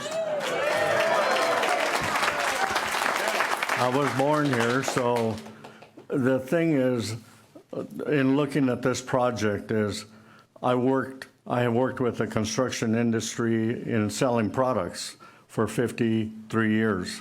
I'm still involved, been involved for 31 years, working with architects and developers through the whole state. The thing is, you guys need to look at what's going to do to downtown in the construction of it, scaffolding out in the street, cement trucks running all over the place. You'll ruin downtown for over a year of trying to do anything. Take a look at the jail being done out there on by the old city dump. That is, it's a scale of a little town with all the commercial guys that bring in their trailers to work out of it because it's their office. Where are you going to put them? You know, this is the thing, even considering any other project, is where are we going to put the material? Where are we going to put the material is needed to do this? So this is not a project for downtown right now. My suggestion is redo what we have there, maybe even extend it to the back. But once again, you've got a lot of problems with the commercial vehicles, the lumber trucks, the cement trucks, the block trucks, you name it, the roofing. That's what's going to kill your downtown and make look different. I've got a project that I'm working on now, and it is humongous. And it keeps on going. You know, we have no room to put some materials in. So keep that in mind when you're doing this in any area where there's really no room to phase anything.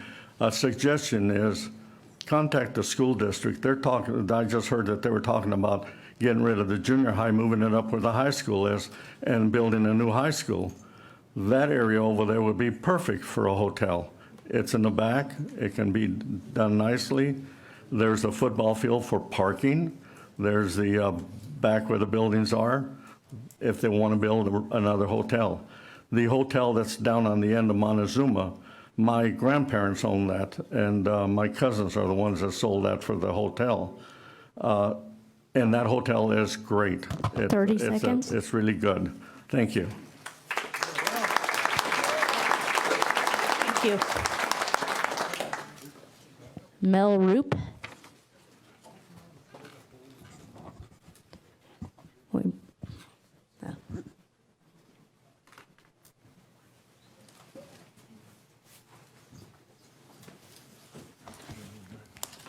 Thank you.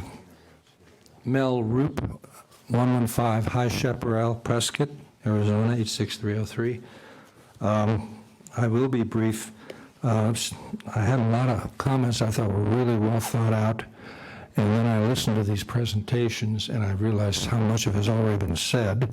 So I'm sitting over there crossing out most of what I was going to say because Kat and the state architect said it beautifully, but I would like just to add a couple other perspectives. My background is I was on the City Planning and Zoning Commission here in Prescott. In my working life, I was a city planner and a planning consultant for public agencies and private developers. And I presented a lot of projects for their entitlements to various cities in 2 different states. So I have a lot of experience with that. I know how you can make a presentation look really good. We had nice illustrators on our staff that could do a really good job on that. And I worked on major projects that had overlay zones, and you have to respect your overlay zones in specific districts when you decide they need protecting. For example, I worked on some major projects on the island of Maui. They had an overlay zone for the coastal properties to protect what they had, and what they had were views of the ocean, primarily for visitors and alike. And we had to maintain a building height that didn't exceed a mature palm tree. That was one of the guidelines for design. That would translate in that case to 80 feet. And also open space areas between buildings so you could see the ocean. But these are things you need to protect in your own way for what you're protecting here. Here in Prescott, I'm a member of the Renegades, which is a Western reenactors group, and every weekend we're down at Whiskey Row, mingling with the visitors and the tourists, and so we have a unique perspective of what people come here for, because we talk to them about it and we hear, and this will not be consistent with what people come here for, clearly. Visitors and with their families, they'd be walking along Whiskey Row and they would just walk by this hotel, would not offer anything for them whatsoever, besides the obvious visual impacts of the buildings itself that's been discussed. The problem with it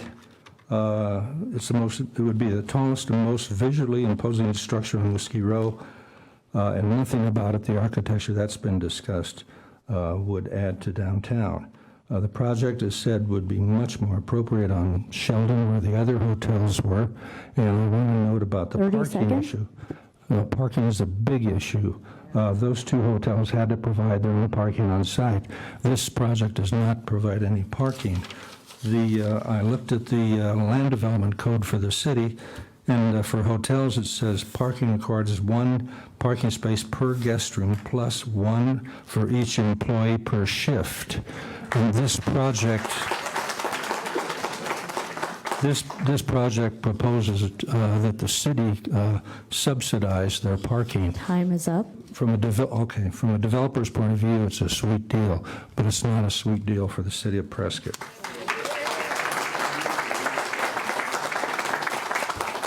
one last quick thing. I have that issue of the True West magazine where we're rated second in Western towns. We were ahead of Deadwood and Mel, I'm going to have to cut you off. Okay, I'm I'm sorry. sorry. We have so many people who want to speak, we can't Thank you. go over. Thank you.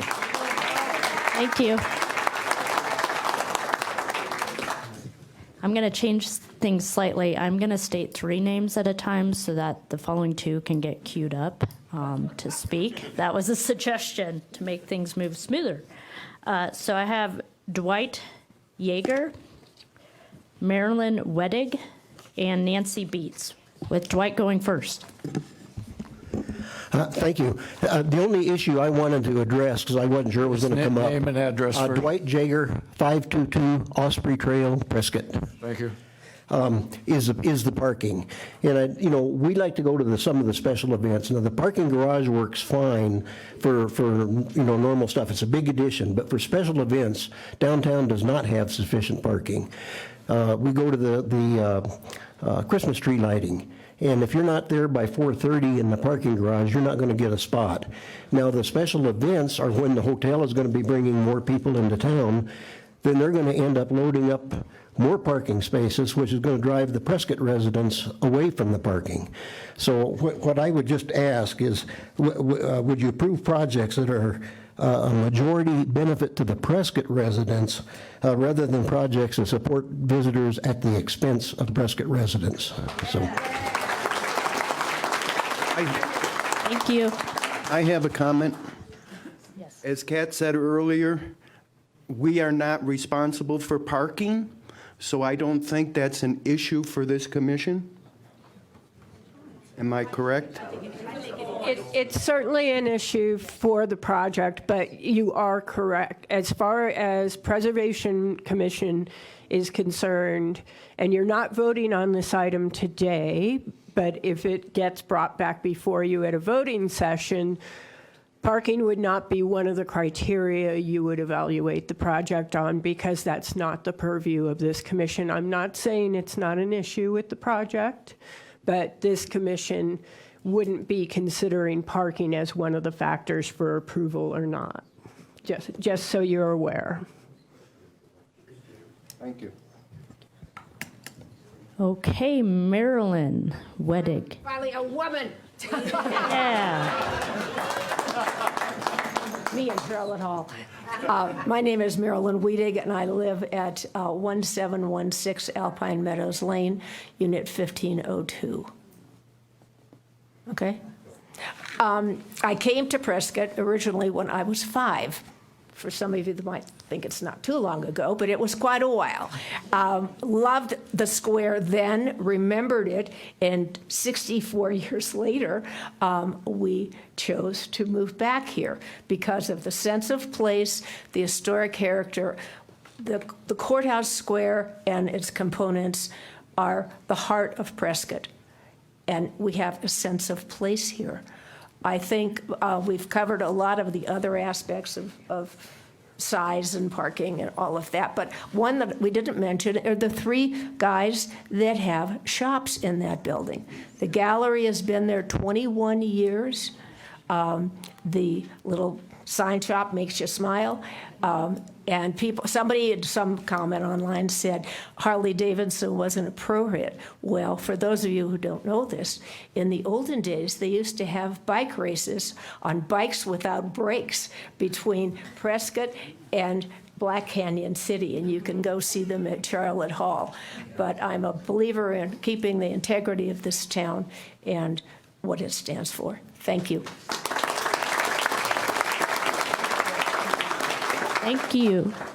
Nancy Beats. Hi, I'm Nancy Beats. I live at 443 South Marina Street, 86303. There's an expression that we're all familiar with, and it's when you have more money than sense. And that may be where we are. Also, ego has a tendency to take over, and ego can be destructive and reckless.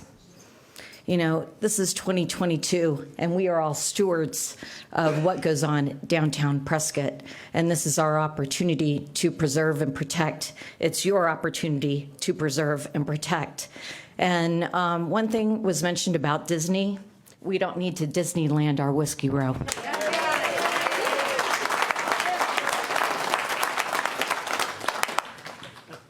Thank you. Our next three, Steve Zipperman, Dave Segal, and Catherine Smith-Bell. Good morning. My name is Steve Zipperman. I live at 1366 Rockwood Drive in Prescott. I want to thank Kat for the tremendous presentation today. I think that the drawing that showed the two perspectives really showed the true height of that building, and I think that's a significant detractor. This commission is charged with the responsibility of preserving the history and the culture of this community. Whiskey Row is the culture and history of this community. To a very large extent, most of us know of the story of the bar being taken from the palace across the street after the fire. Do us all a favor. Protect the heritage and the history of Prescott. That's why most of us are here. We love this town. We want it to stay the same in terms of its character and its history. You have the ability to preserve what we love. Thank you. Please do so.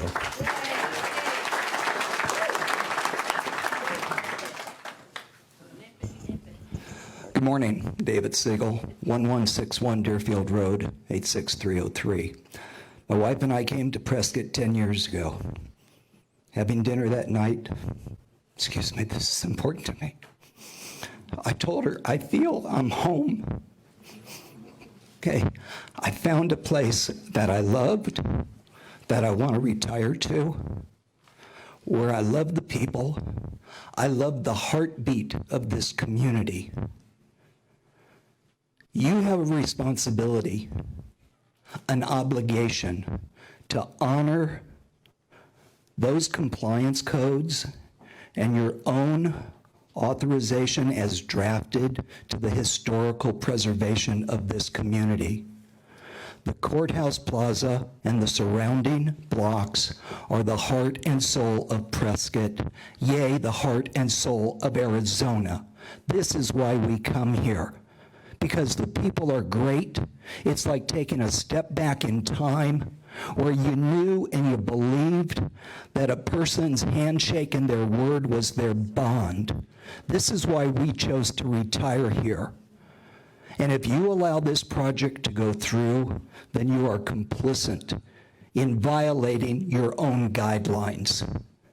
Do not put a knife in the heart of our soul here. Thank you.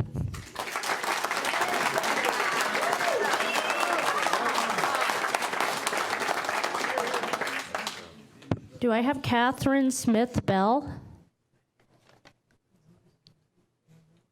I know there are several people out in the corridors, so. Okay. And what we can do is we can come back to them. So next, three speakers, Linda Thompson, Margaret, no last name for Margaret, but she lives on Alarcon Street, and Bonnie Mitchell.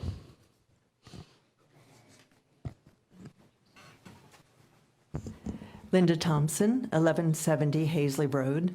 I mean, so much was already said here but I don't think we need Hotel California. And I'm sure a lot of people around our age know what that means. Okay, the old Eagles song. Do not build Hotel California. I know we're not supposed to, understanding now, we don't talk about the infrastructure, the water, the traffic. That's not part of what you do. But when I bring people here, I'm so proud of my town, and I just can't wait. I wouldn't ever not think to take them downtown and eat at the Palace and tell the story about the bar that was carried across the street watching everything burn because people loved it. It's just an amazing place. And don't change it, please. Don't build Hotel California. Thank you.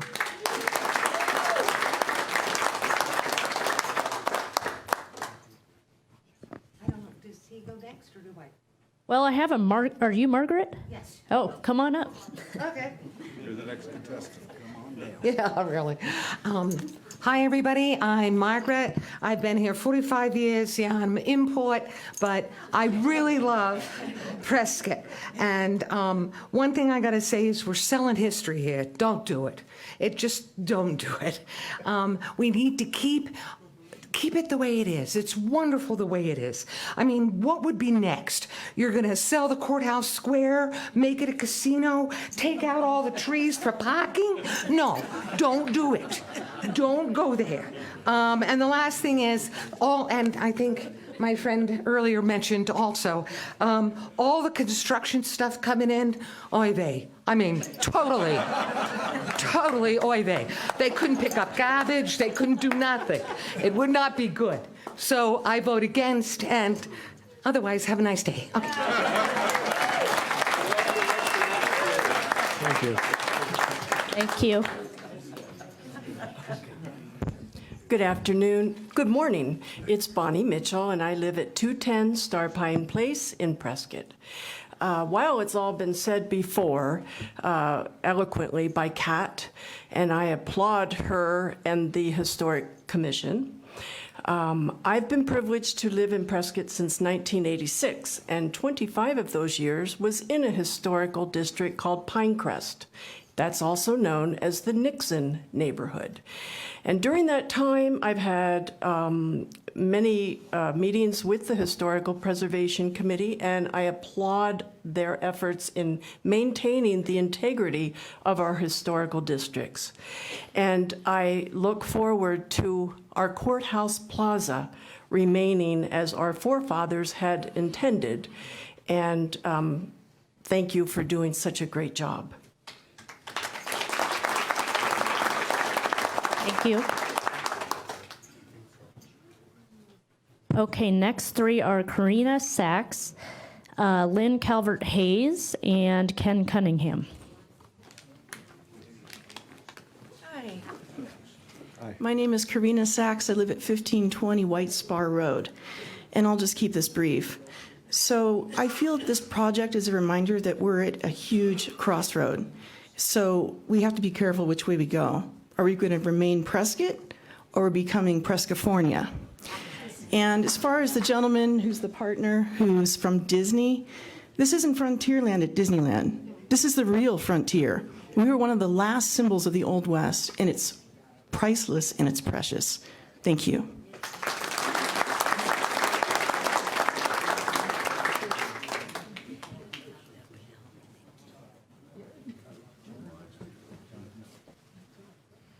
Good morning. My name is Lynn Calvert-Hayes, 2105 Burlwood Drive in Prescott. It's an honor to be here today. A little bit about my background. I am also a planner. I was certified by the American Planning Association, which you won your award for. I've read the staff report and completely concur with the findings. I'm also very happy that the state architect talked to you today because I think it's very important. Also, I worked for a firm that I was the managing principal that we had, I had archaeological historians on my staff, and this is what they did for a living. And like many people who have moved here, which I have too, we want the preservation of the downtown area. It is extremely important to our community. It's extremely important to drawing people here on the weekends. And I won't get into the other issues that have to do with this hotel because I'll do that at Planning Commission and City Council if it gets that far. It's your job to uphold the plan for the downtown and or for the district, and that hotel does not follow the guidelines. Please read the guidelines where it says shall. It's very important. Thank you.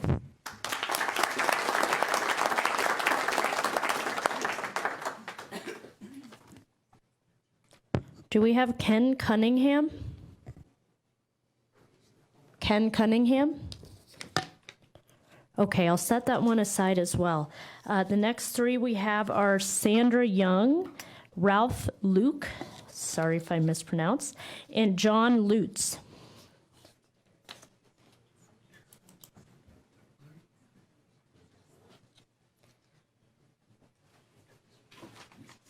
I don't think Sandra's here. So we'll... Okay. I see some folks moving. Is that Ralph or John back there?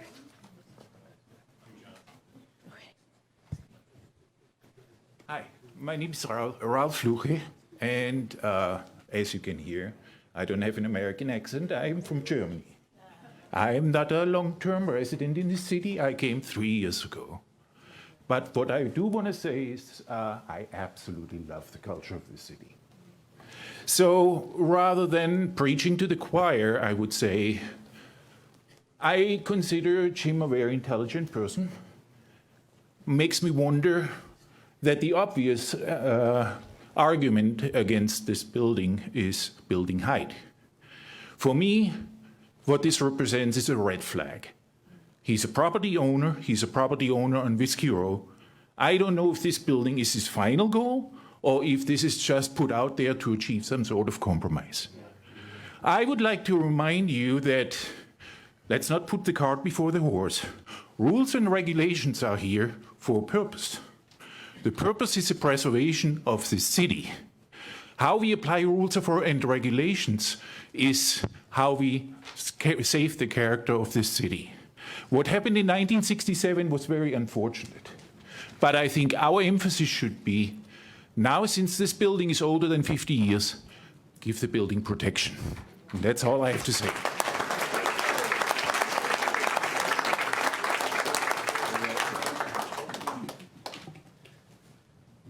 Hi, I'm John Lutz, 542 North Hacienda Drive, also in the Historic District. I have had retail in the Sam Hills building on Whiskey Row for over 40 years. I currently am the owner of Van Gogh's Art Gallery, for which we received the Historic Preservation Award of 2007 for our remodel. I think everything about the architecture of this building has been discussed.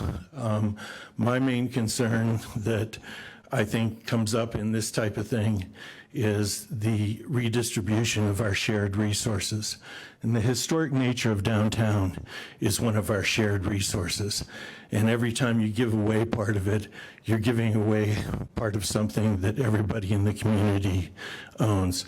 This was the case with saving the Granite Dells. It's the case with the Verde River. It's the case with our historic downtown. And so you don't want to give away the nature of our downtown, and I think this board will not.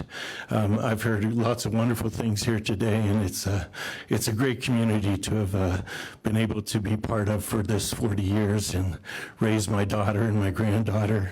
Got 3 generations here now, and I love Prescott. Let's keep it like it is. Thank you.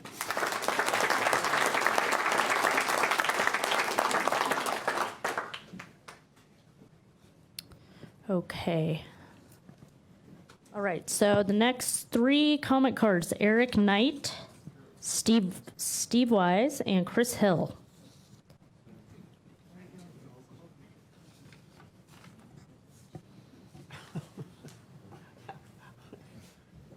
Where's Eric?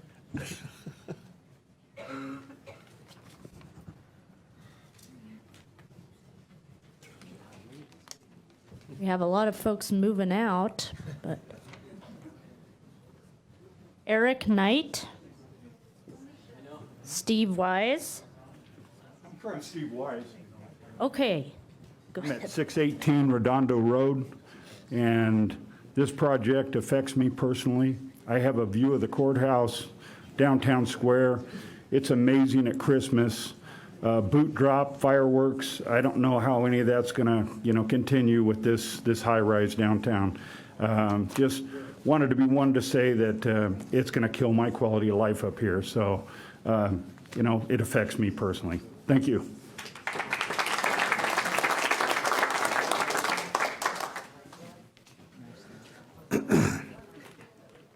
My name's Chris Hill. I live at 1527 Idlewild. My children are the fourth generation Prescottonians.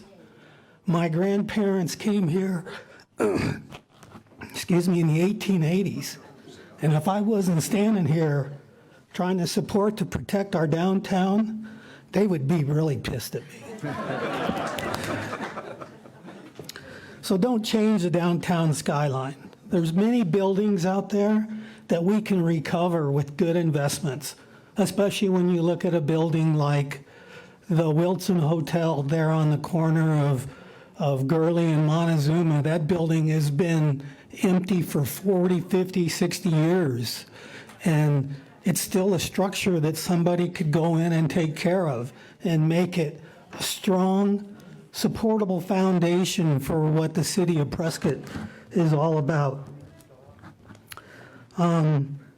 We don't need, and I've heard this, but we don't need to turn Prescott into California.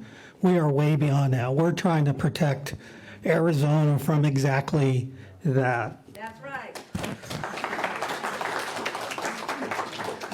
The other thing that falls into is I'm kind of a safety guy. You put a 6-story building downtown, I guarantee you that building is going to be over 60 feet tall by the time they're done. And what does that do to public safety? I'm not sure that our local department here is prepared for that. And of course, there would be some impacts to that. So let's think about the big picture and what we're going to do to the community and what we're going to do downtown. Thank you.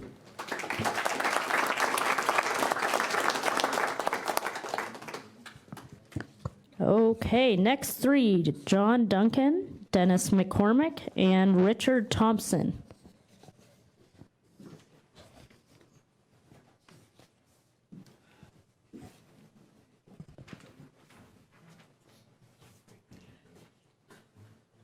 Hi, my name is John Duncan, and I am at 231 Spring Street, and also that address on there is my mother's business. It's 148 North Montezuma, which is where Farm Provisions is now. So is that okay? Yes. Okay. So I just wanted to just say that there's a huge amount of history in town, and I have to ask the person that is planning and proposing this. You had suggested, you had gone through committees and gotten a lot of prospect of what would be this building. Is that correct? Yeah. And so when you ended up going through all of this, you would have read all of the information about the historical district and all of the regulations before coming to this committee. And knowing that four out of the 5, you wouldn't get approved by height, by look, by other specific regulations. So why is it that you still go through this process? We'll give the applicant a chance to talk at the end. Okay, but it's just that's my biggest question is that it seems like you have not done your due diligence in order to actually understand the process of coming towards this community, and so therefore, I'm sorry. No respect for the guidelines. So therefore, I really question that, and not only that, my parents moved here and they fell in love with this town. My mom used to live with the kids in Phoenix, and my dad was working at the Grand Canyon as a doc. So he was a doctor up there, and they fell in love with this town because it reminded them of where they grew up in Indiana. And the crazy thing is that, Southwest goes back to when with my dad, where he was trying to become a doc up here, and he was trying to find a way, but no one wanted him to come to town because they said they had too many docs. And so one of the doctors got shot by a patient, and then he ended up taking on all of his patients. The doctor didn't die, but he ended up taking on patients and 30 becoming a doctor seconds. here. But the biggest representation of that is that they fell in love with this town, and changing that specific point of view in Whiskey Row would be something that would change the aesthetic of what they fell in love with. So.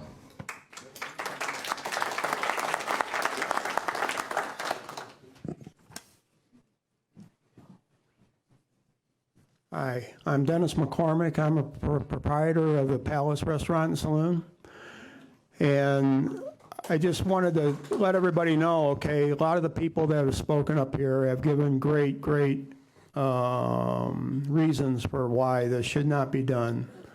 It's a beautiful looking rendition, okay, and but it shouldn't be done on Whiskey Row. There's a lot of other things which you guys aren't necessarily responsible for in regards to the safety and consideration, but as a business owner, the alley, okay, is extremely important to us on Whiskey Row for deliveries and things that are going on. And this project will take over a year to complete, and all that construction that's going on, because the end of this building is going right up against the alley. There's going to be a lot of construction equipment and things going on. And it's really going to be a problem. So take that into consideration as far as how it's going to affect the businesses that are there already on Whiskey Row, okay, to sit there and try to put this thing together. I appreciate your time. Thank you. Thank you.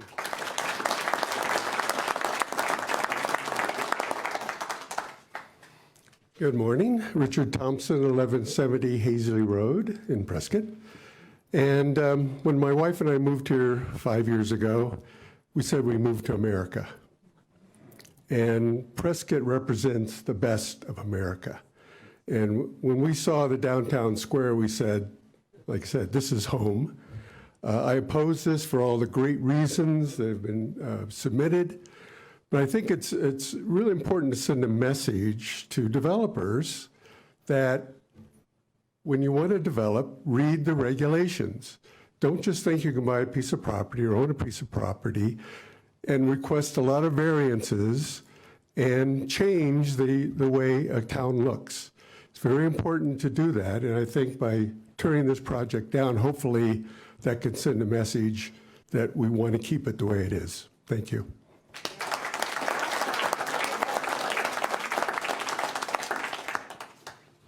Okay, so last two, Tom Rutherford, and I have Frank DeGrazia. I'm not sure he wants to speak again. No. Okay, so Tom. Hi, Tom Rutherford, 1193 Fox Trail. I've only been here about 32 years. Some may know me from my photos and comments on Nextdoor. I, of course, was and am against this proposal. However, among those in this room, I'm part of that team that fought for freedom of speech, so I was anxious to see what Jim had to say. I wanted to make sure to avoid any rumors, innuendos, and myths. Jim stated that he was a vet. Respectfully, Jim, I expected more of you. The bottom line is, after listening to what I heard today from Jim and on behalf of his architect, I am thoroughly disgusted that they did not do their homework. They disrespected us as citizens. They disrespected our historic values. So I want to, of course, add my name to those who are against that proposal on Whiskey Row. Thank you. Okay, let's go ahead and turn this over to Tammy. Do you have people who are waiting to speak, Tammy?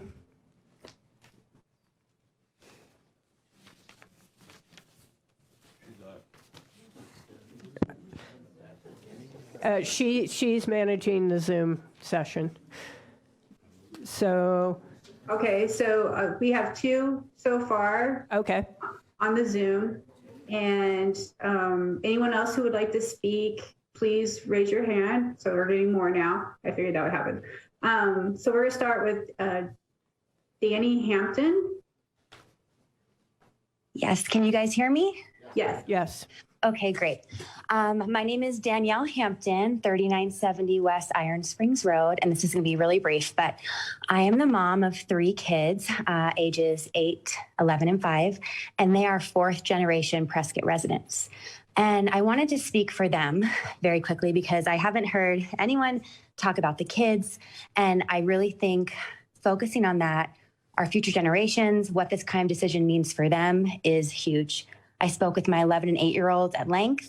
They were appalled and frightened almost to hear that this was even a proposal.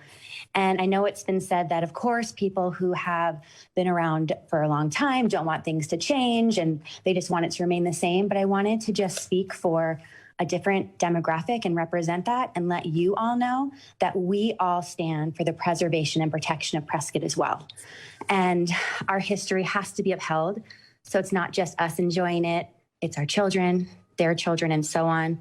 It's our job to protect and preserve Prescott for ourselves and all the future generations to come. And I just wanted to speak up for my kids and for that. So anyway, thank you for your time.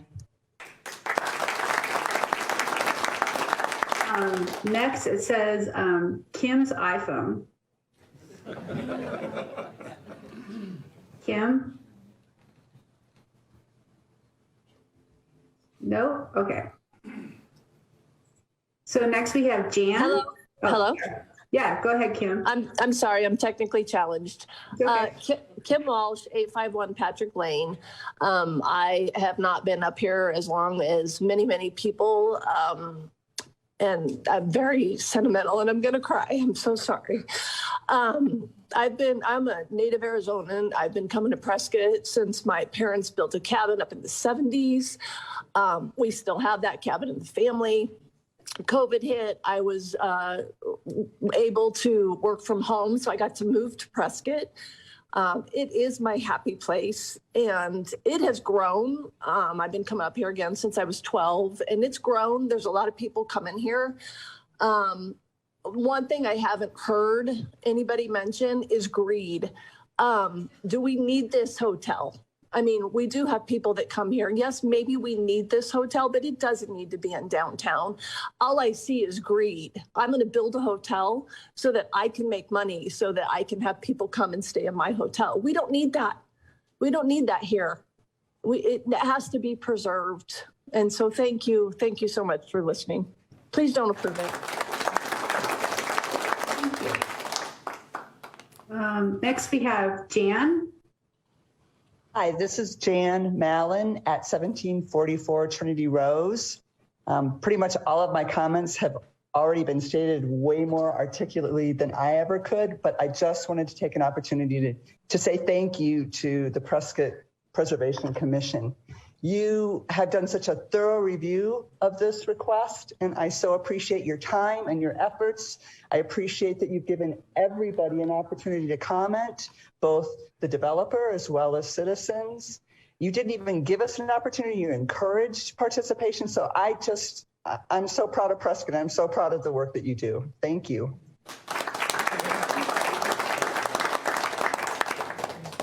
Next would be Joe Trudeau.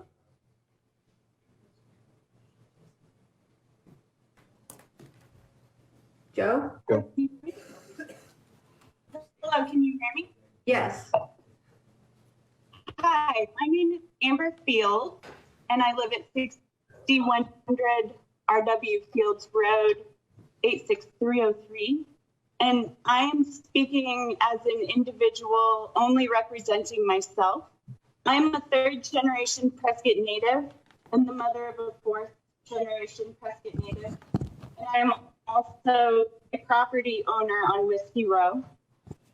I grew up visiting my grandpa in his apartment on Whiskey Row and playing at the Courthouse Plaza, where I now play with my daughter. And I have very fond memories of it being as it is.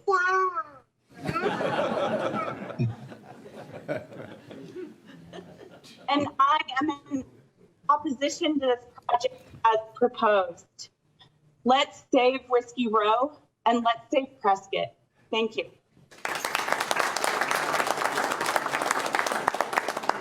Thank you. The last one we have says Buzz.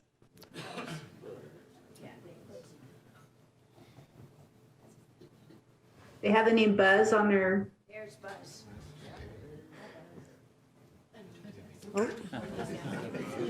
Okay. Okay, well, they're not unmuting, so that was all we have. Does anyone else like to speak on the Zoom? Can Buzz chime in now that he found his unmute button? Yes. Thank you very much. Buzz Gilbo, 1179 East Cedar Drive, Prescott, Arizona. The only issue that hasn't been raised so far that is a concern, because I've seen it used so many times in this area, are the number of workarounds that the developers and the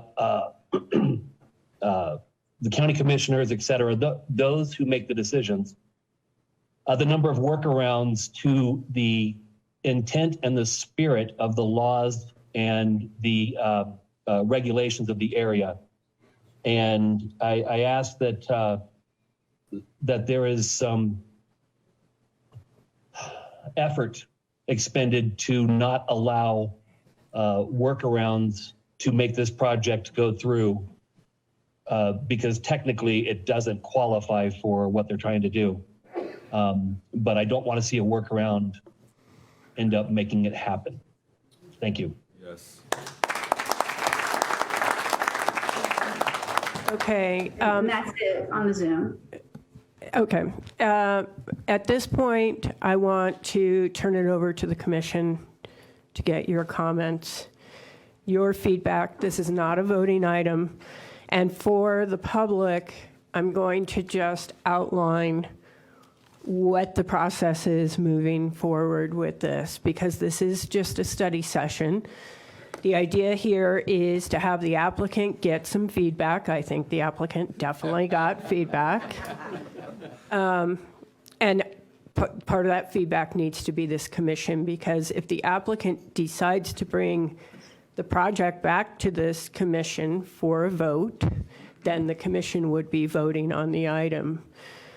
Obviously, the point of a study session is to get feedback, and hopefully the applicant will take all of that feedback and bring back something that has at least a potential to be approved.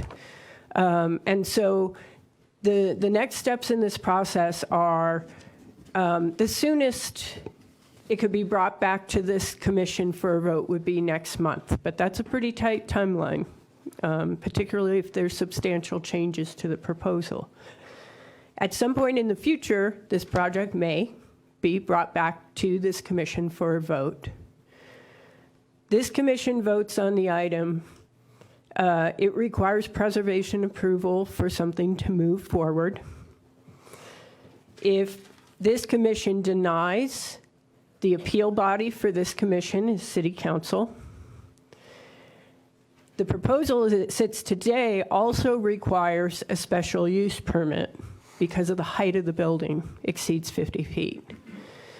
So the Planning Commission would review that, and then that special use permit also goes to council for final approval. Ultimately, in the end, it's going to end up in council's hands, but this body is the first stop for a project of this sort. So with that, that's sort of the process moving forward.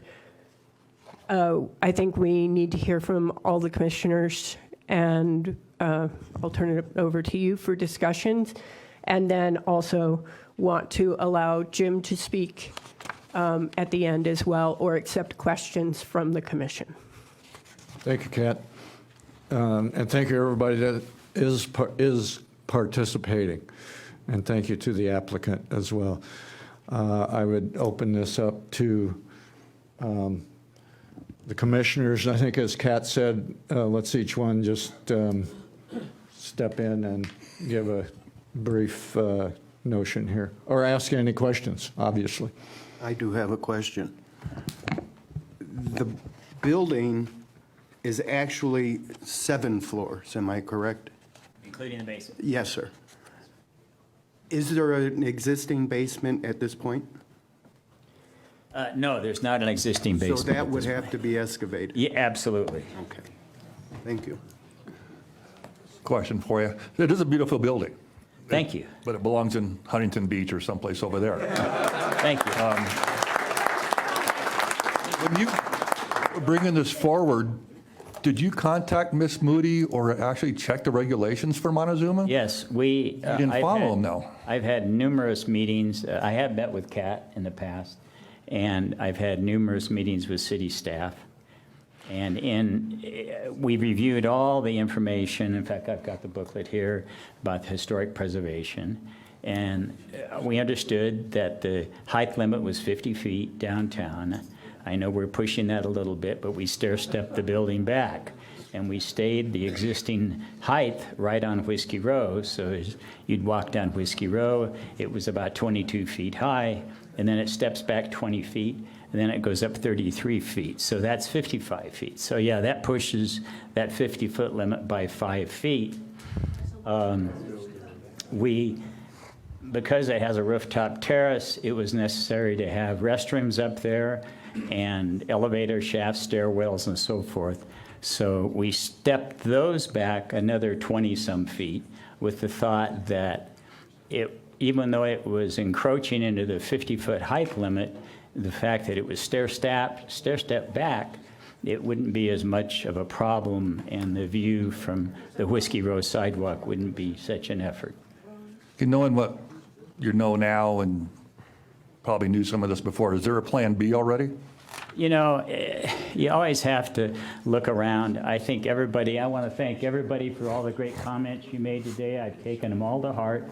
And obviously, no one's happy with the project. You know?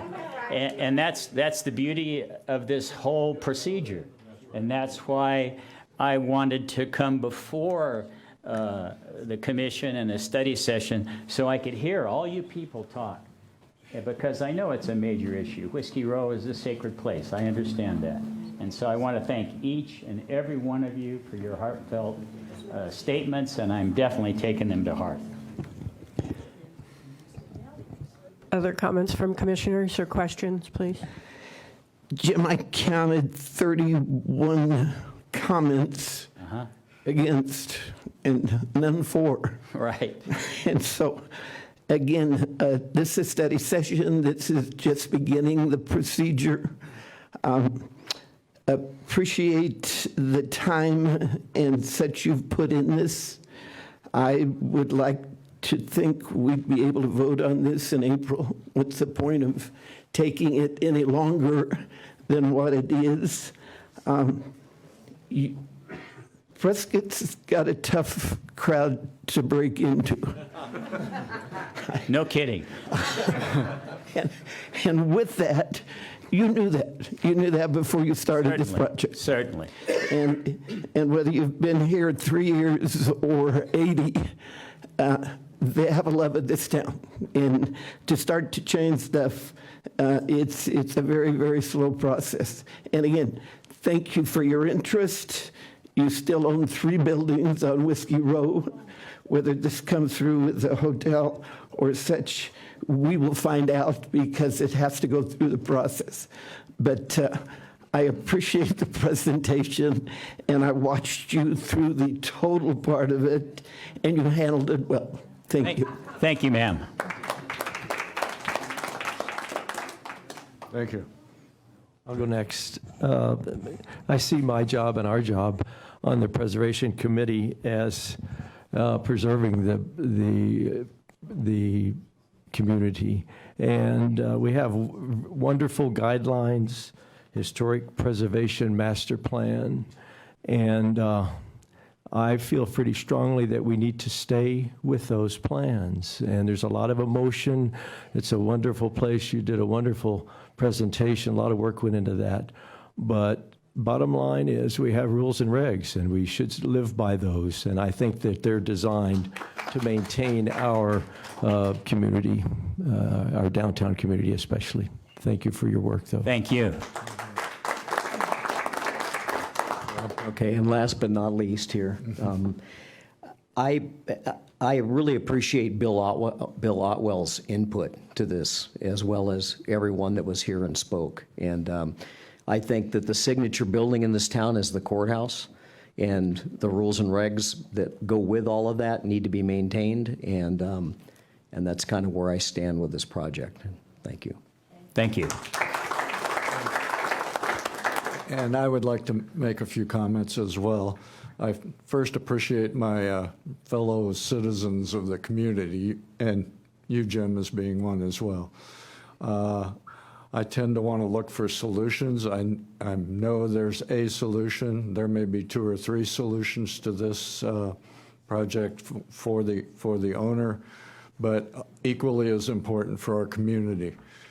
And I trust that this project, as presented, will not fly, and perhaps there is a solution here that we're not all seeing, especially for the applicant to move ahead. And I would hope that you would withdraw this, propose another solution if you so desire, and thank you one and all.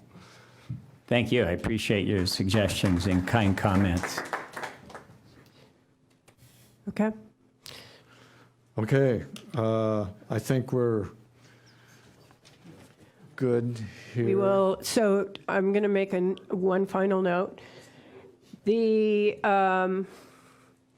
can keep your eye on both local media and the city's website. Future submissions, if Mr. Grissett chooses to resubmit something to this commission, those agendas are public record and it will be posted. This body meets the second Friday of every month at 8 a.m. So it's a reliable schedule. You'll know when the meetings are. So through the rest of this year, second Friday of every month. And you're welcome to come enjoy other meetings. Because we often only have the applicants here, so. And back to our regular agenda, are there any newsworthy notes at the moment? No. Okay, thank you.